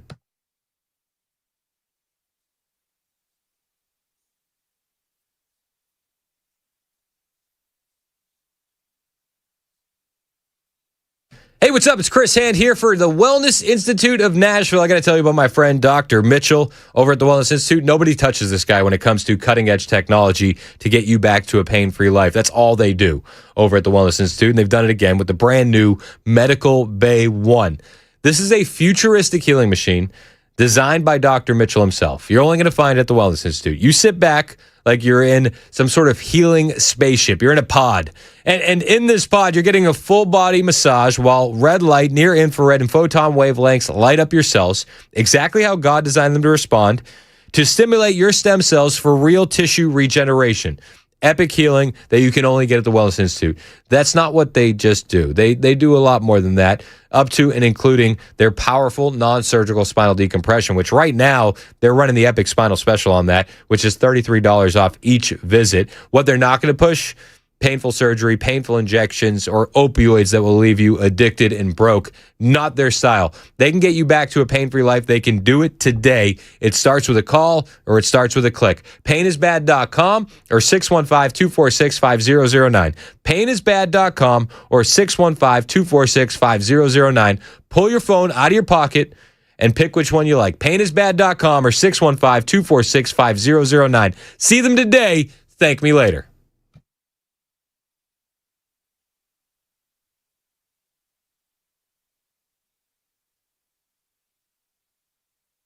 Times are tough. Absolutely, I agree. Now, if you need a new truck or a minivan, maybe an SUV, Mid-10 Ford, they can help you out with great selection, terrific pricing as well. Mid-10 Ford, they've been around for 56 years, since 1969, helping people get the vehicle that is right for them. They can help you save $1,000 or more on select Ford trucks. They also offer special financing as well if you need it.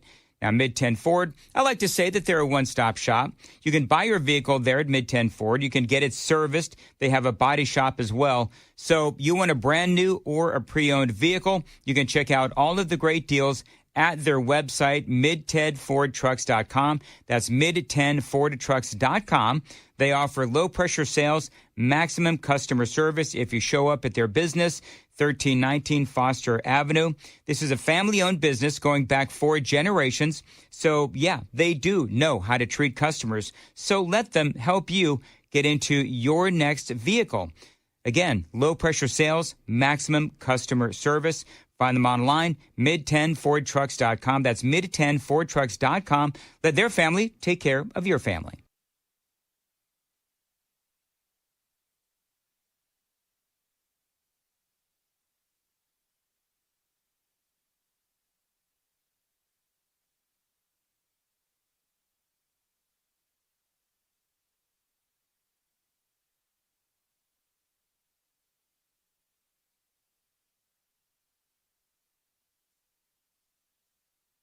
So this dude's dog wanders into the shot. And who is this guy? So this is Hassan Piker. He's a left-wing streamer. He's very radical, Muslim, friends with Mamdani, big Mamdani supporter. And, you know, this is just an insight to the kind of people they truly are at home. And he's on his live stream. Yeah. And as you said, his dog gets in the shot, won't sit down, which I understand. But at the same time, this dog is not getting in his way or anything. He is simply just circling, or as my wife would call it, nesting, trying to find that comfy spot. Yeah. So he shocks him. Much more consequential violence, okay? It's the same reason as to why America, Kaya, please just fucking go, just stop. You know, kind of ironic this guy is Oh, talking my about gosh. violence. Yeah, right? While he shocks his dog. His dog's literally not even doing anything. He's just, as you said, he's circling in the background. Yep.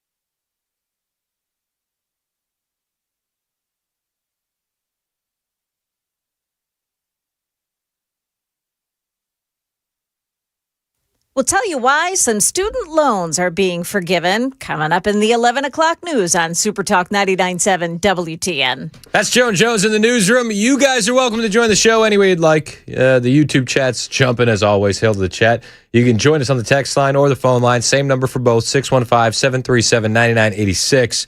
We had a couple people on the line, and then our line went on the fritz. The money fritz. No, it's just... Anyway, they weren't working for a second, but they're back up. So you're welcome to join the show. 615-737-9986.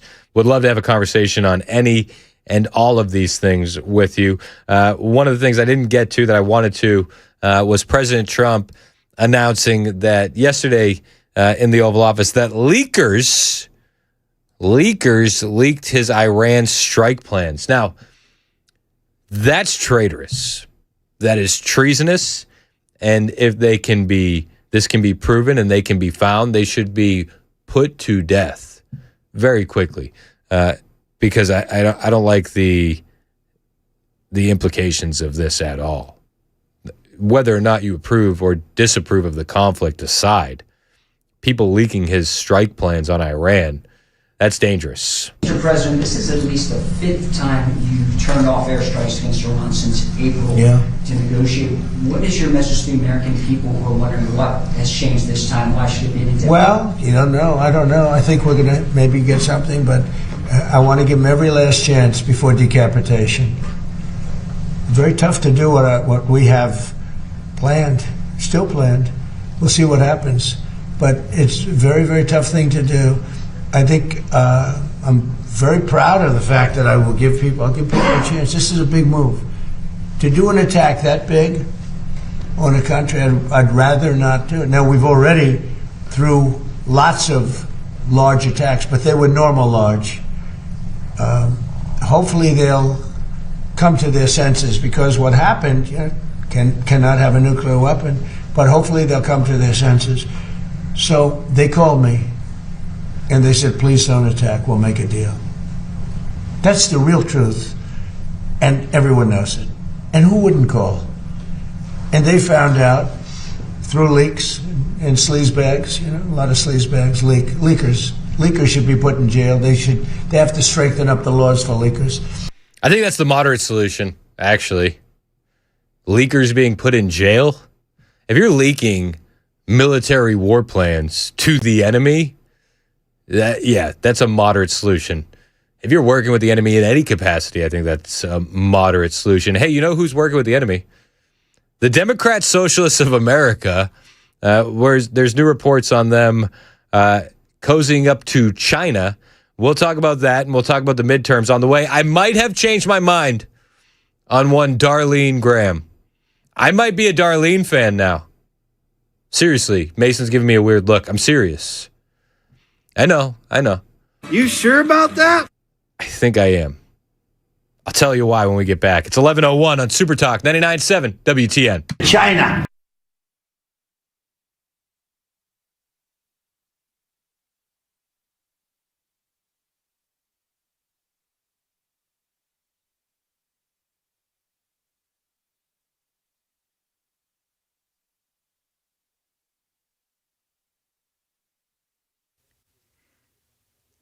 I'm Joan Jones with your top stories. Officially, one man is dead after an elderly driver ran a red light on Lower Broadway and plowed into pedestrians last weekend.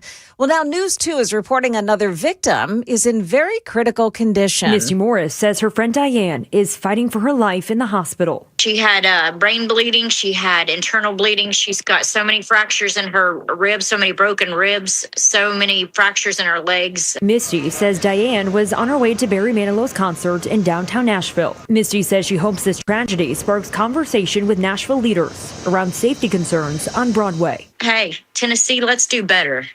Let's get some safety precautions in there. Shut down Broadway, where the major bars are. Shut it down for all vehicles coming down. If you can't afford the barriers to be popped up at a red light, then you need to implement shutting it down completely. That's News 2's Kendall Ashman reporting. Warren County students heading back to the classroom, and News 2's Jaxie Pigeon reports things will look a little different this year. We've lost some kids. Warren County Schools Director Grant Swallow says the district has lost some students to private schools under the state's Education Savings Account program. But he's not fighting the trend. We've never been against students and families having a choice to where they want to be. Frankly, that's when it's successful, is when students and families work together to find the right fit for them. Fewer students means less funding for the district. But Swallow says it has not derailed the system heading into fall. We still have about 5,900 students, which is down about 75 from the year before. But we're going to continue doing what we do and hopefully do it well. In other news, the Music City Loop project is moving along. Here's Channel 4's Danielle Ledbetter. TDOT has approved up to 25 miles of tunneling, and the company has the green light for a station and connection at the airport. Planned stops also include 3 downtown residential towers, the Prime, Alcove, and Paramount. A direct access station is also planned for the JW Marriott downtown. Now, in a recent blog post, the Boring Company said it's hiring more employees, and you can check out the Boring Company's career page to learn more. With the nation's student debt load approaching $2 trillion, a federal appeals court has just offered relief to at least some of those borrowers. The Education Department has been ordered to write off $11 billion in student loans. The ruling is the result of a class action lawsuit filed in 2019 by students or former students who said the for-profit schools they attended had lured them into enrolling by offering unrealistic promises of their earning potential upon graduation. Now the loans the plaintiffs took out to attend might be forgiven. That's ABC's Jim Ryan. That's the latest news. We've got weather up next. I'm Joan Jones, WTN News.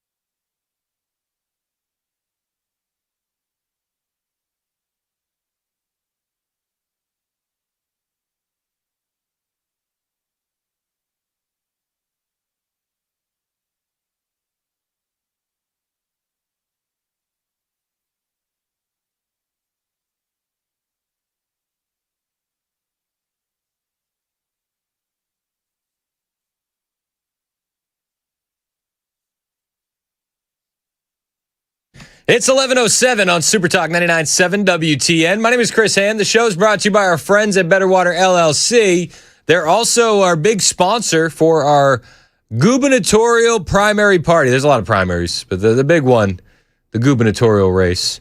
Monty Fritz, John Rose, Marsha Blackburn. We're going to be taking in the results with you at Hop Springs in Murfreesboro. It's going to be an awesome night. We're very, very excited. It's always a great time at Hop Springs. It's always a great time in the borough, not just because it's closer to my home than any of the other locations that we throw parties at, but because it's just an awesome venue. The being close to my house is an added bonus, I'm not going to lie. But we're excited to see you out there. I'm going to get my hair cut. We're dressing up. Going to the nines? We are. We're gonna really fancy this place up a bit. I'm here for it. I heard Dan's gonna get a haircut too. Yeah, he's got to trim off that one curly Q on the top. Yeah, he's looking like Charlie Brown a little bit. Can't have that. No, not at a party. Not at the party. But rumor is he is wearing a yellow shirt. That's what I'm hearing. Unrelated. completely unrelated. He just likes the color. He's just a big fan of the Peanuts. He loves it. He's read all of those books. You know that, right? All the books. Every single one. Every single one. Yep. You still looking for the hotkey? Every Peanuts book known to man. That's right. I'm just kidding. I love Dan. I don't mean to use this as an opportunity to joke on Dan. Hashtag trendsetter, baby. Okay, that was Mason. Sorry, I just needed that one. That's my favorite Dan one. Dan loves hugs. He will be expecting a hug from each and every one of you. You're going to have to get there early. He said he's probably going to tap out around 8 o'clock. Murphy's going to be there at 3 o'clock doing his whole show live. Is Jackson going to be there? Or is Jackson back in studio? Jackson should be there. Jackson will be there. I know Ken Weaver's going to be on site doing the news, boys. People love Ken Weaver. A lot of times for our big parties, they show up just to meet Ken Weaver. And we're going to be, so Murphy's doing the show there live with the crew starting at 3. Then myself, Mandis Benson, we're going to get in around 5-ish, 6-ish. And we're going to jump on the air. And then we're going to take it, I think, to the finish line. As of right now, we should be at, like, internally, we're like, okay, we'll be live on the radio, we'll be live at Hop Springs, we'll be live on YouTube until 10 o'clock with coverage, okay? Should we, for some reason, happen to be more California than Tennessee, I'm willing to go longer. I think Murphy is as well, and we'll take it until we get some results. But I feel like 10 o'clock is reasonable, right? So what time do polls close? 7 o'clock? I believe so. 7 or 8? I mean, I can't imagine that our live broadcast will last 3 to 4 weeks while we count mail-in ballots. Right? Right? I think so. I don't want to be the Star Wars meme, but, right? I don't know. But we're going to be at Hop Springs. We want to see you out there. Again, Better Water is sponsoring the party. Our friends at Parker Safes and Vaults, they're going to be out there as well if you want to meet those guys. Myself, Dan Mandis, Matt Murphy, Chad Benson, Ken Weaver, Jackson Williams, Mason Fleming. Oh, the silence says no Mason Fleming. I am unfortunately working that night. The director of algorithm tickling will have algorithms to tickle. Yeah, I need to get a large feather to get the right numbers up. All right. I just do my work, boys. You're there live, though, right? Yeah. Yeah, it's going to be sick. People are excited. I like doing news live. People like to see it. Watch Ken Weaver craft the headlines in real time. When in reality, all it is Ken Weaver staring at a computer screen. It's an art, Ken. They see the gears turning. What he does is an art. Because here's the thing. All jokes aside, Ken probably has the hardest job out of all of us. Because I'll look at a headline and it's like completely liberal bias. And so I can just trash it, right? Ken has to have the due diligence to go through, remove the actual bias, report the actual news, and then not call out every fake news outlet on the planet while he's doing all of that. I mean, he has the patience of a saint. It gets more and more difficult. People don't think it'd be like it is. But it do. Thank you. Ken's going to be out there. We're going to be out there. We want you out there as well. Hop Springs and Murfreesboro, Thursday night, 3 to 10-ish. It's going to be wild. And we're gonna see some people get liquored up. A little tipsy. Every time we've been there, the debate party that we had there was awesome. Yeah. Like all the debate parties that we've had there have been awesome. Because was it the Biden-Trump one where there was no live audience? But the live audience at Hop Springs was getting a little liquored up. Oh, yeah. And they were letting their feelings be known when it came to Joe Biden's lack of mental faculties. And there was no dump button at the venue. There was a crowd. Dude, that was sick. That might have been one of my favorite events, but I think it had a lot to do with Hop Springs. It's going to be a great event on Thursday night as well. We want to see you there. 20 Republican senators are now promising to stay through, 18. The headline says around 20. It's 18.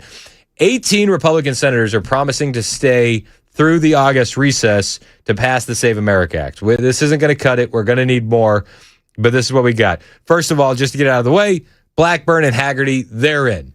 No recess, no vacation, none of that.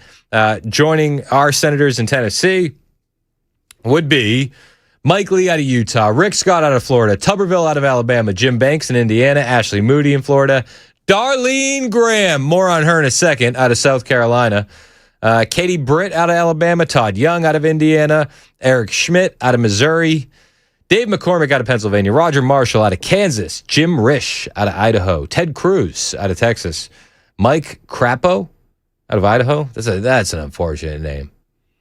He got bullied in high school. John Husted out of Ohio, James Lankford, who's a loser, out of Oklahoma, and Ted Budd out of North Carolina. So I think that's actually 19. We're at 19, so just about 20. And hats off to those senators. We should be staying through the recess.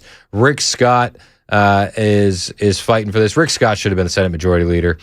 Everybody knows it. It's time to stop pretending it. But President Trump made it clear that Thune needs to get his rear end in gear and cancel that recess and get the Save America Act passed. This was yesterday in the Oval Office. Almost 20 GOP senators who have pledged to stay in D.C. to pass the Save America Act. So what's your message to the rest of the senators who are still on their summer recess? I think there's nothing more important than the Save America Act. I think they should stay.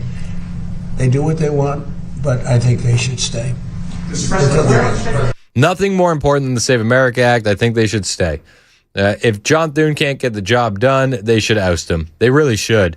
It's unprecedented in historical terms, but it is doable.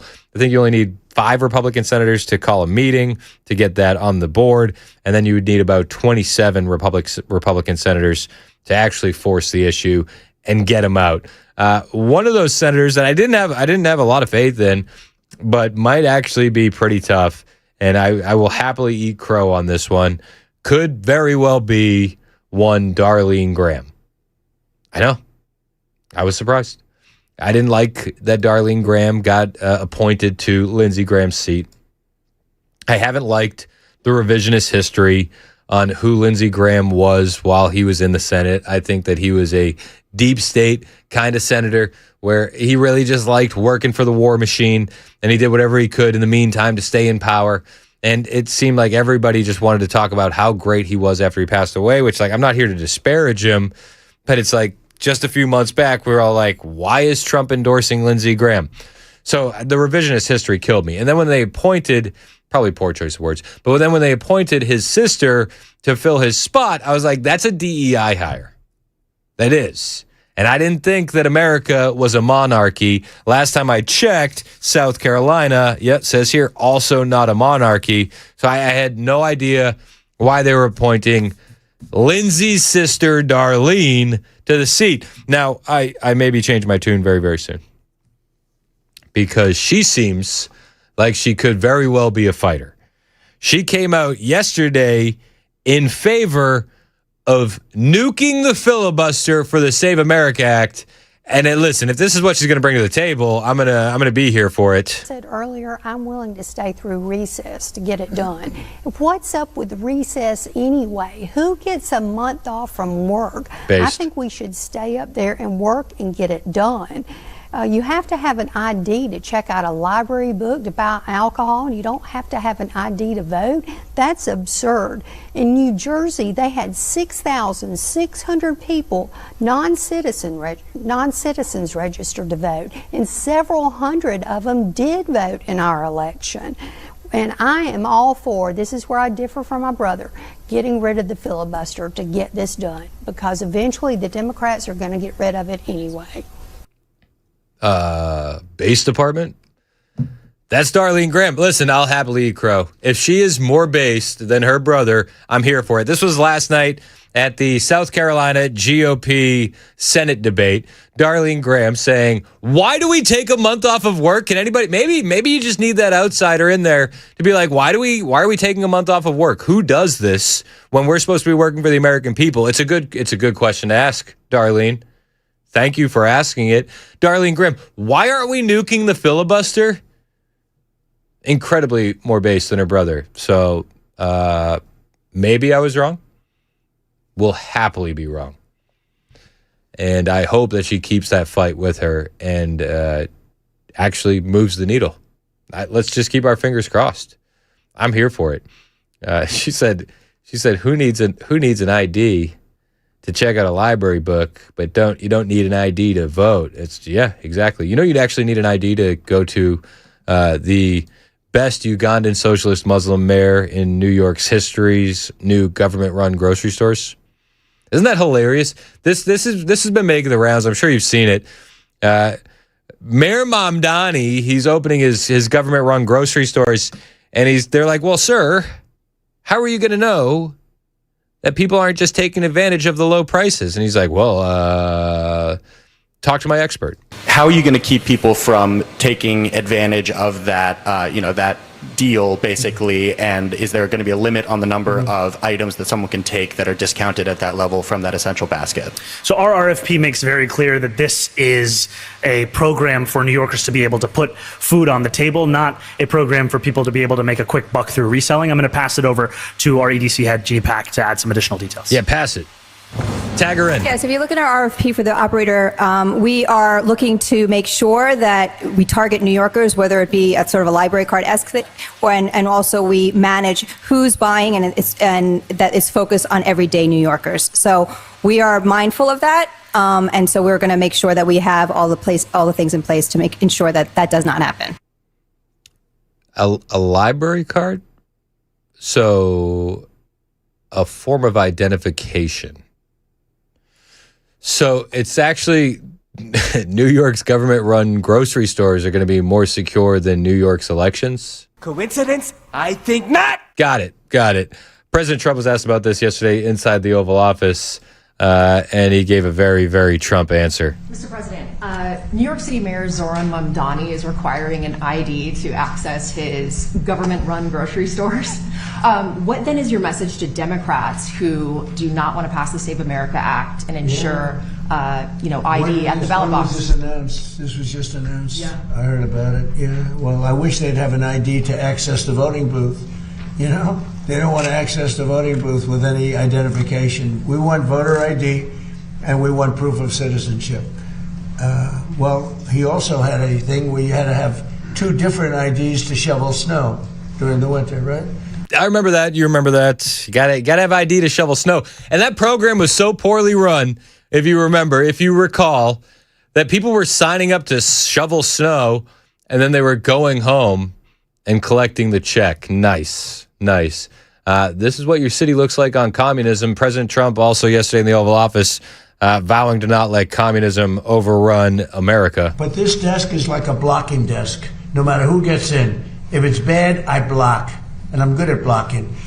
If it's bad, if it's stupid things like the things they want to do, we want to get rid of the U.S. Senate. I don't like a lot of Senate, just to be honest with you. I don't want to get rid of the Senate. It's fair. We want to get rid of the Supreme Court. They want to put now 21 or 23 people, that's the real, on the Supreme Court. Or Kamala Harris was just touting that in Nashville on Friday. Get rid of it. They want to get rid of the presidency. They want to have an appointed executive running. That's a communist thing, That's a communist thing. These are sick people. And, I said it the other day, and it maybe doesn't sound that important, but when a country goes bad, like look at the blue cities, what do they have in common, aside from massive crime? Tell us. Much more crime. The Republicans have very little crime. But what do the blue cities have in mind? And also you can say this with nations when they go bad. The blue cities have something in common. Crime, high crime, vicious, violent crime. But what do they have in common? They're all dirty. They're filthy dirty. Their streets are dirty. Their streets smell. Their storefronts are broken. Their trees are all gross. Everything about the place is dirty. And I don't want to mention any specific city. That's very kind of you, sir. We did fact check that last statement. Yep. Every blue city is dirty, filthy. That was true. He said the streets are dirty. Our fact checkers also confirmed that was true. He said their storefronts are broken. Our independent fact checkers here confirmed that was also true. He said their trees are all gross. That was a tough one to fact check, but we did confirm that was true. And then his final statement was everything about the place is dirty. Independent fact checkers here at WTN also confirmed that to be true. It's 11:24. This is Super Talk 99.7 WTN.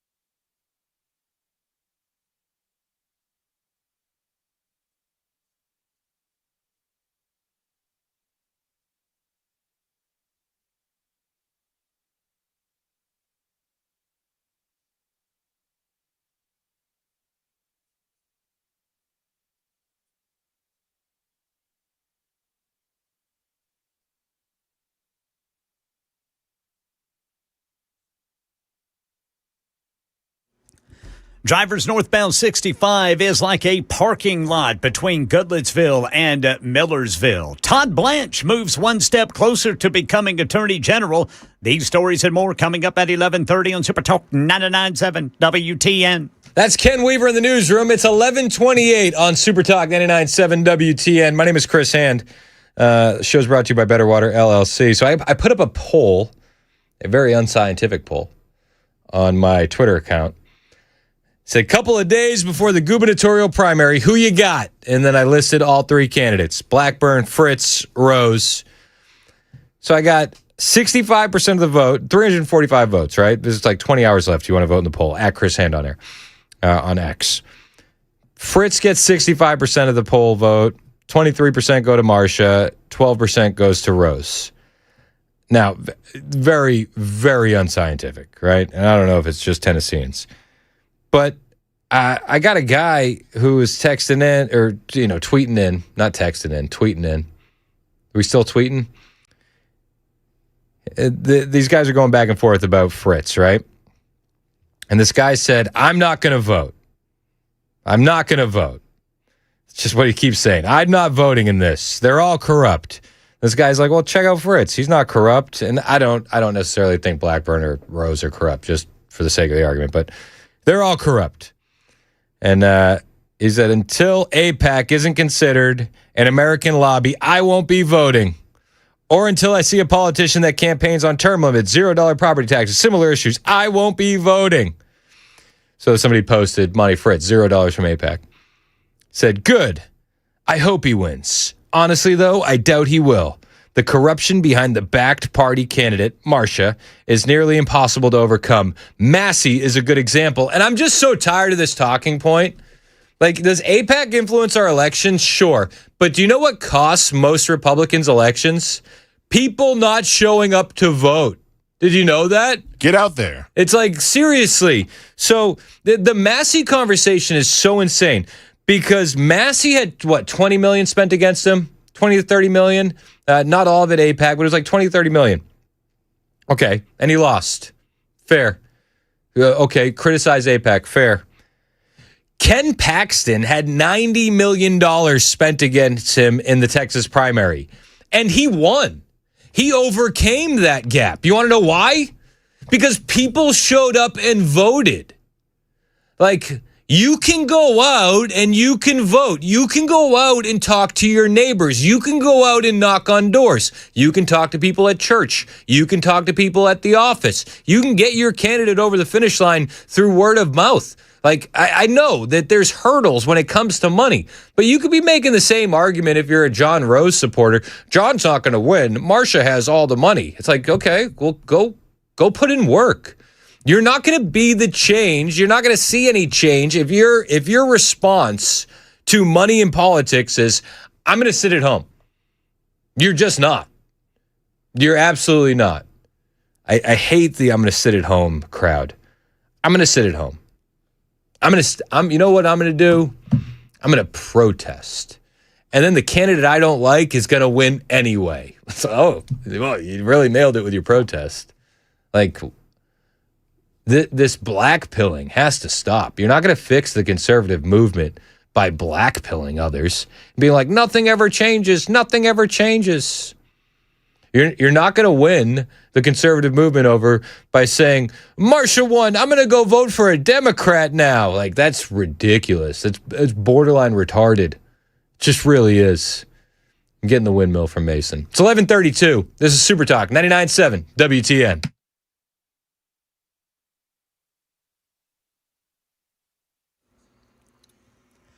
I'm Ken Weaver with your top stories. Got the full forecast coming up in 5 minutes, and the confirmation of acting Attorney General Todd Blanche to the permanent Justice Department post advances after a 12-10 vote today by the Senate Judiciary Committee.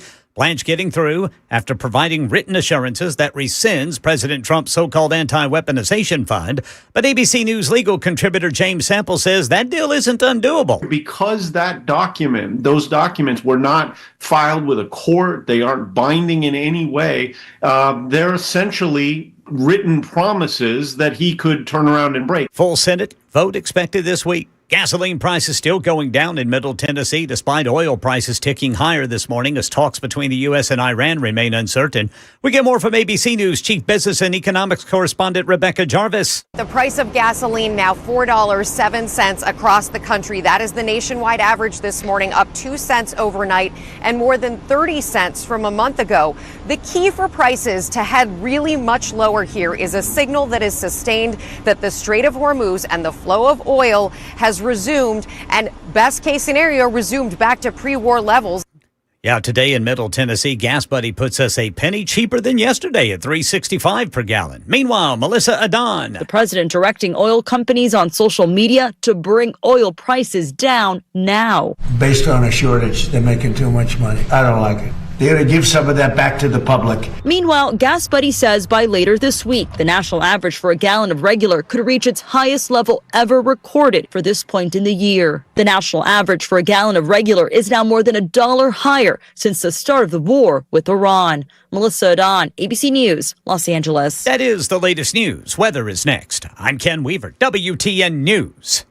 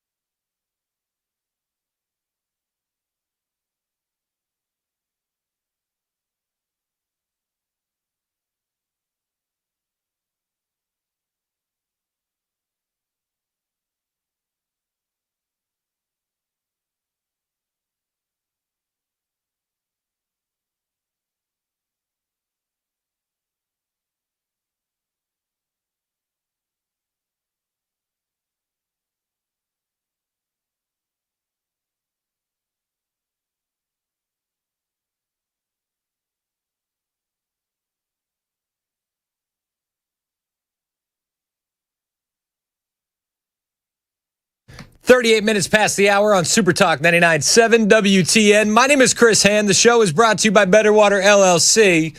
They're the big sponsor for us at the election night party, Hop Springs in Murfreesboro on Thursday evening. Matt Murphy's going to get there at 3 o'clock. Then the whole crew is going to join him on air at like 5 or 6-ish. I might be eating pizza. I might be a little late. There's going to be food trucks and stuff over at Hop Springs. And we're gonna be talking with you guys. We're really excited to see all y'all. It's gonna be a great party.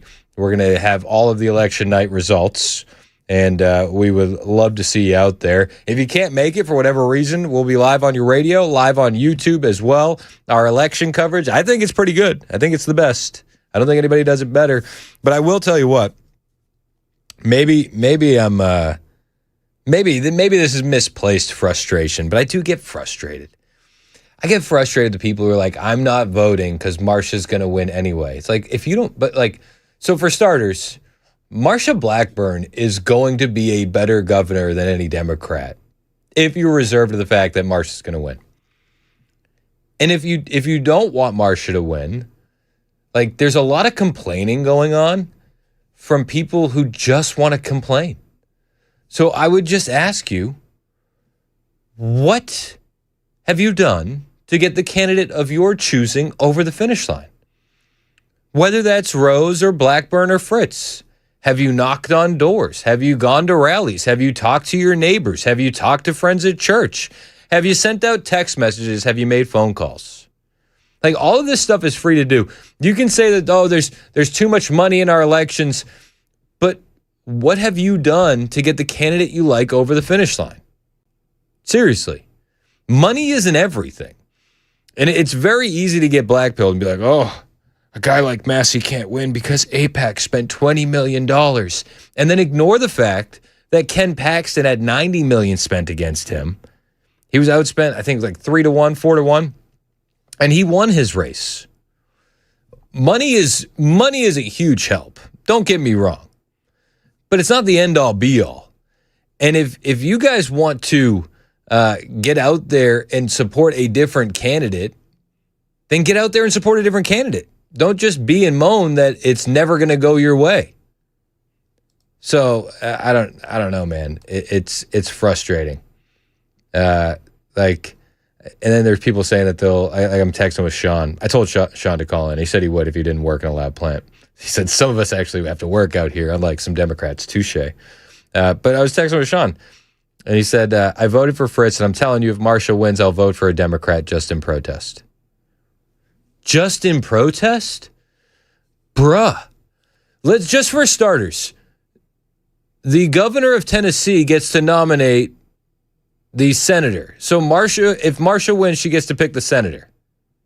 If Marsha loses, there's no senator pick. So I guess it's not a one-for-one comparison. But she's going to put Glenn Jacobs or Tim Burchett in there? That's a good for Tennessee. I don't understand. I like Fritz, and I'll vote for any Republican that wins the primary.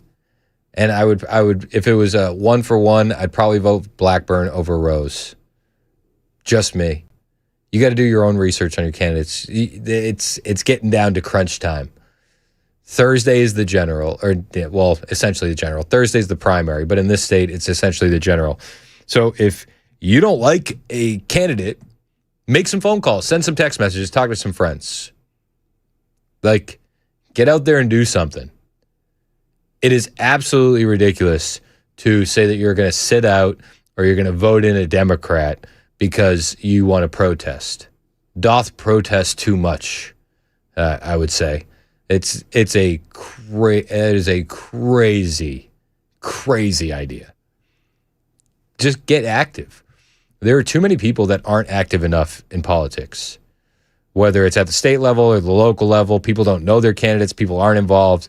And that's why the machine is able to continue churning out candidates that you don't like, because you just sit there and don't do much else. There's a lot of grassroots support behind Monty Fritz. That's going to actually help him a lot more than people give him credit for currently. I think Monty Fritz has a chance to pull off an unbelievable upset. It's a minor chance, but the chance is there. And listen, Blackburn might win. Does that mean that you shouldn't get out there and try and fight for it if you don't want Blackburn to win? Of course not. And same goes for if your guy is Rose, you should be out there. And same goes if your girl is Marcia, you should be out there. You should actually put in some work. Just do that. Instead of complaining, oh, there's no chance. 20 million from APAC. Oh, Massey can't win. It's like, yeah, what about the ground game? Don't underestimate the ground game. But I mean, it's probably late now. It's probably too late. There's a lot of people that have already decided, a lot of people that have already voted. But get in these fights and get in these fights early. Find a candidate you like. There's always going to be a candidate that you can support. So go fight. Go fight for it. That's what I would tell you. Go knock on doors. Free to do. You don't need any money to support a candidate of your choosing and go knock on a bunch of doors. You don't. It's weird. Take a Saturday. See what you can do. Just me. Real quick before we get into the lightning round, Steven has been holding on the line for a minute. What's up, Steve? How are you? Oh, hey, Chris. And thanks for taking my call, man. Yeah, I was just listening earlier, and I was wanting to voice my opinion on nuking Iran. Just real quick on the governor stuff, though, man. It is very important. I think Tennessee's governor needs to be a military-minded person because we're seeing other states already fall into religious zealots of, foreign entities that are going to be able to take over the whole state and pretty much bring their own militia forward in the future if they need to. And we need to have somebody down here that's going to keep the peace and that's going to fight against all that radical religious stuff. But yeah, man. On who do you like for governor? Who do you like for governor before we get to nuking Iran? Fritz. Yeah, Fritz. Cool. All right. What about nuking Iran? What do you think? Man, I mean, dude, I got so much faith in you and so much hope in you, man. I just wish you would take that nuking Iran off the table. We can't be throwing that term around. It's not a light term. We are going to have to see some kind of invasion, maybe a joint task force of the countries around there. We're going to have to start going in and raiding. Those people aren't dug in like a Georgia tick. They're there. Everybody knows who they are.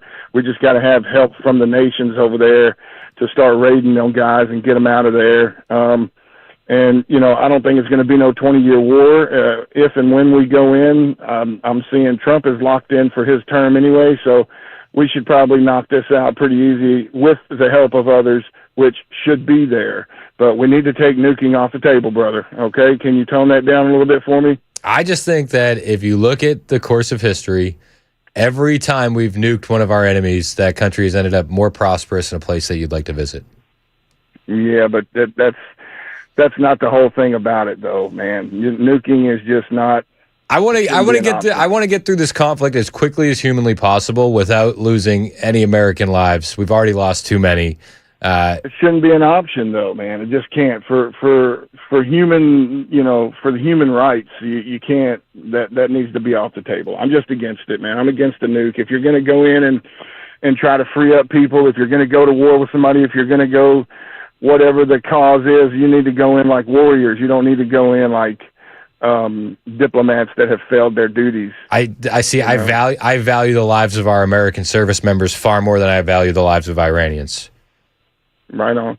I'm right there with you, man. I just say nuke is not an option for me, man. We got to take that off. We do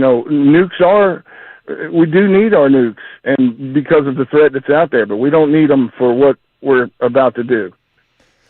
I mean, I just want to get through it. I think let's do it as quickly as possible without any servicemen or women on the ground. So that's my stance. And if that means a peace negotiation, I'm fine with it. If that means nuking them, right, let's do that too. Maybe I can get you to come around one day. Yeah, I still like the idea of making them a prosperous, peaceful country again. All right, man. Well, all right. Well, thank you for your thoughts. Hey, I appreciate you, Steve. We're getting a lot of texts on the voting stuff. Where are we? People are saying tactical nukes. Yeah, people need to. I got a text here, 9938. People need to be voting now not in the November. The voting needs to be done now. I had one person text in 4322. People got to work. Not everybody has a whole lot of free time to voice their opinions. I would just say don't underestimate your level of influence. Like, that is like one of the worst things that you can do to yourself. Everybody knows what, like 1,000 people, right? Is that like the average? Like, you come in contact with 1,000 people a day? Right about. Yeah, so talk to the people that you work with. Talk to the people at your church. Talk to your server. Talk to your mailman. Like, I'm not saying, like, waste your life knocking on doors, but you have interactions with people every single day. If you're listening to this radio station, you probably have a pretty well-developed political opinion. And if there's a candidate that you like out there, you're not going to win anybody over by not saying anything. And saying that, oh, I got to work all day. I do. Yeah, everybody does. We all do. We all do. Don't underestimate your level of influence. Like, you can do a lot with a social media account. You can do a lot sitting right there on the couch while you're watching TV at night. Like, I get it that other people have things to do and jobs. Everybody does. Most jobs, you come into contact with people. But this sitting on your butt and not doing anything or complaining because the candidate that you don't like is probably going to win. It's like, okay, so go put in some work. Like, why are you you're like, it's like the chicken and the hen. It's just, they're going to complain. They're not going to want to do the work. They're going to want some bread. No bread for you. So go work. Go put it in. John in Lawrenceburg said, our ability and privilege to vote in this country is preserved through the sacrifice of a vast number of people in the military giving service or even their own lives. Wasting our vote or the opportunity is a disgrace and an abomination. It's just wrong. Then I got another text here from 1012. People that don't vote contribute to communists and radical Islamists getting elected to local and state elections. Yep. So I would just say get out there and work, man. If you're not satisfied with the options that you have, there's going to be good options out there. Go find them and make some noise. 8069. Chris, I voted for John Rose. Would never vote for Marcia. Getting pretty tired of 99.7 being a shill for Monty Fritz. I've been a Republican for decades and not a supporter of abortion. But Fritz's stance on no exceptions for rape, incest, or the life of the mother is an insane stance. Nope. Okay, that's for you. I think that the rights of the baby matter too. So maybe I think your stance is insane. Have you ever met somebody that's actually a child of rape? They're out there. There's a bunch of social media influencers who are just that. Yep. And I would just say they lead pretty awesome lives. And they did nothing wrong. And they are grateful to be alive. Have you ever seen the videos of the kids that have survived abortions? Missing arms and missing legs? Grateful to be alive. You should, I would look into that. I would. But a lot of people say, don't vote, don't complain. Sandra says, most jobs you're not allowed to yuck it up and talk all day, Chris. Fair enough. But I would still go back to don't underestimate your level of social influence. Every single person listening has an amount of social influence. So just go for it. And that's just kind of where I'm at. Gabe texted and he said, that's a base take by Monty. I didn't know he was so pro-life. He's very pro-life. He should be. Gabe. All right. Did we run out of time for the lightning round? You got some time. All right. Hit it. It's the lightning round with Chris Hand. All right. Just when you thought the WNBA wasn't insane enough, sometimes I feel like, is this like a marketing ploy by the WNBA? Taking insane radical stances? I feel like it has to be. It's like earned media. They're talking about us, yeah. So, first story in the lightning round. We've seen WNBA co-owners. Are you allowed to? Are they owners in the WNBA? And I saw that they were talking about it and they said owner.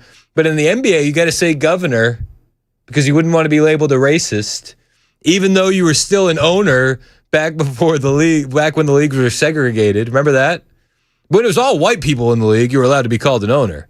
But now it's problematic. And so anyway, I don't want to digress. Some of this I think is earned media for the WNBA because you got co-owners going after Sophie Cunningham fans, these like 16 and 17-year-old girls, for holding up a sign that says "Thank you for supporting girls, not wanting boys and girls sports," and they're like cussing at them.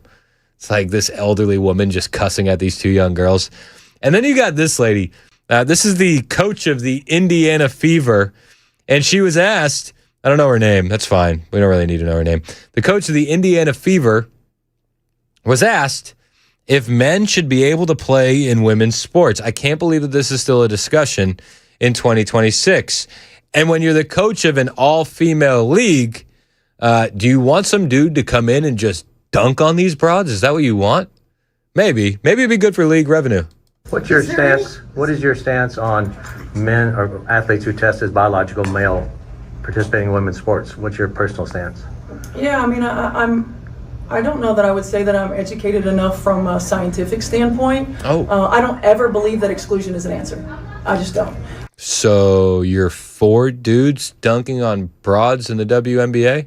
Because you're not educated enough from a scientific standpoint? I do think, when we think about various levels of sport, various governing bodies of sport and things that go into that, like I said, I'm not educated enough at the different levels.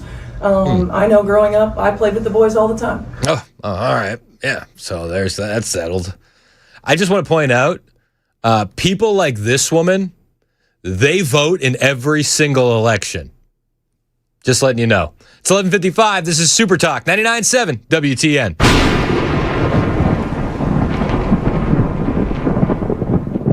Hey, what's up? It's Chris Hand here for my friend Aaron Parker over at Parker Safes and Vaults. If you want to meet Aaron, him and his boys are going to be down at our gubernatorial watch party as we ring in the primary election results at Hop Springs on Thursday evening. I love Aaron Parker. I love what these guys do over at Parker Safes and Vaults. If you need a safe, you want to protect what's valuable to you. It might be firearms, might be guitars, might be precious metals, might be photo albums. Whatever it is, you don't want to lose it in a fire or in a burglary. Aaron and his family can help you. They have been doing this since 2009. These guys sell serious safes. It's a veteran-owned, family-run business, Christian business, and they're helping people just like you with their security and protection needs. And if you need a safe, get a real one, not a filing cabinet. Get something from a brand like Liberty or American Security or Rhino or Graph Under, whatever it is. It's all under the roof of Parker Safes and Vaults. They specialize in the right safe for the right customer. Hundreds of 5-star reviews. These are the people to call in Middle Tennessee. Today is the day to make the call. 931-842-6445. 931-842-6445. Find them online, parkersafes.com.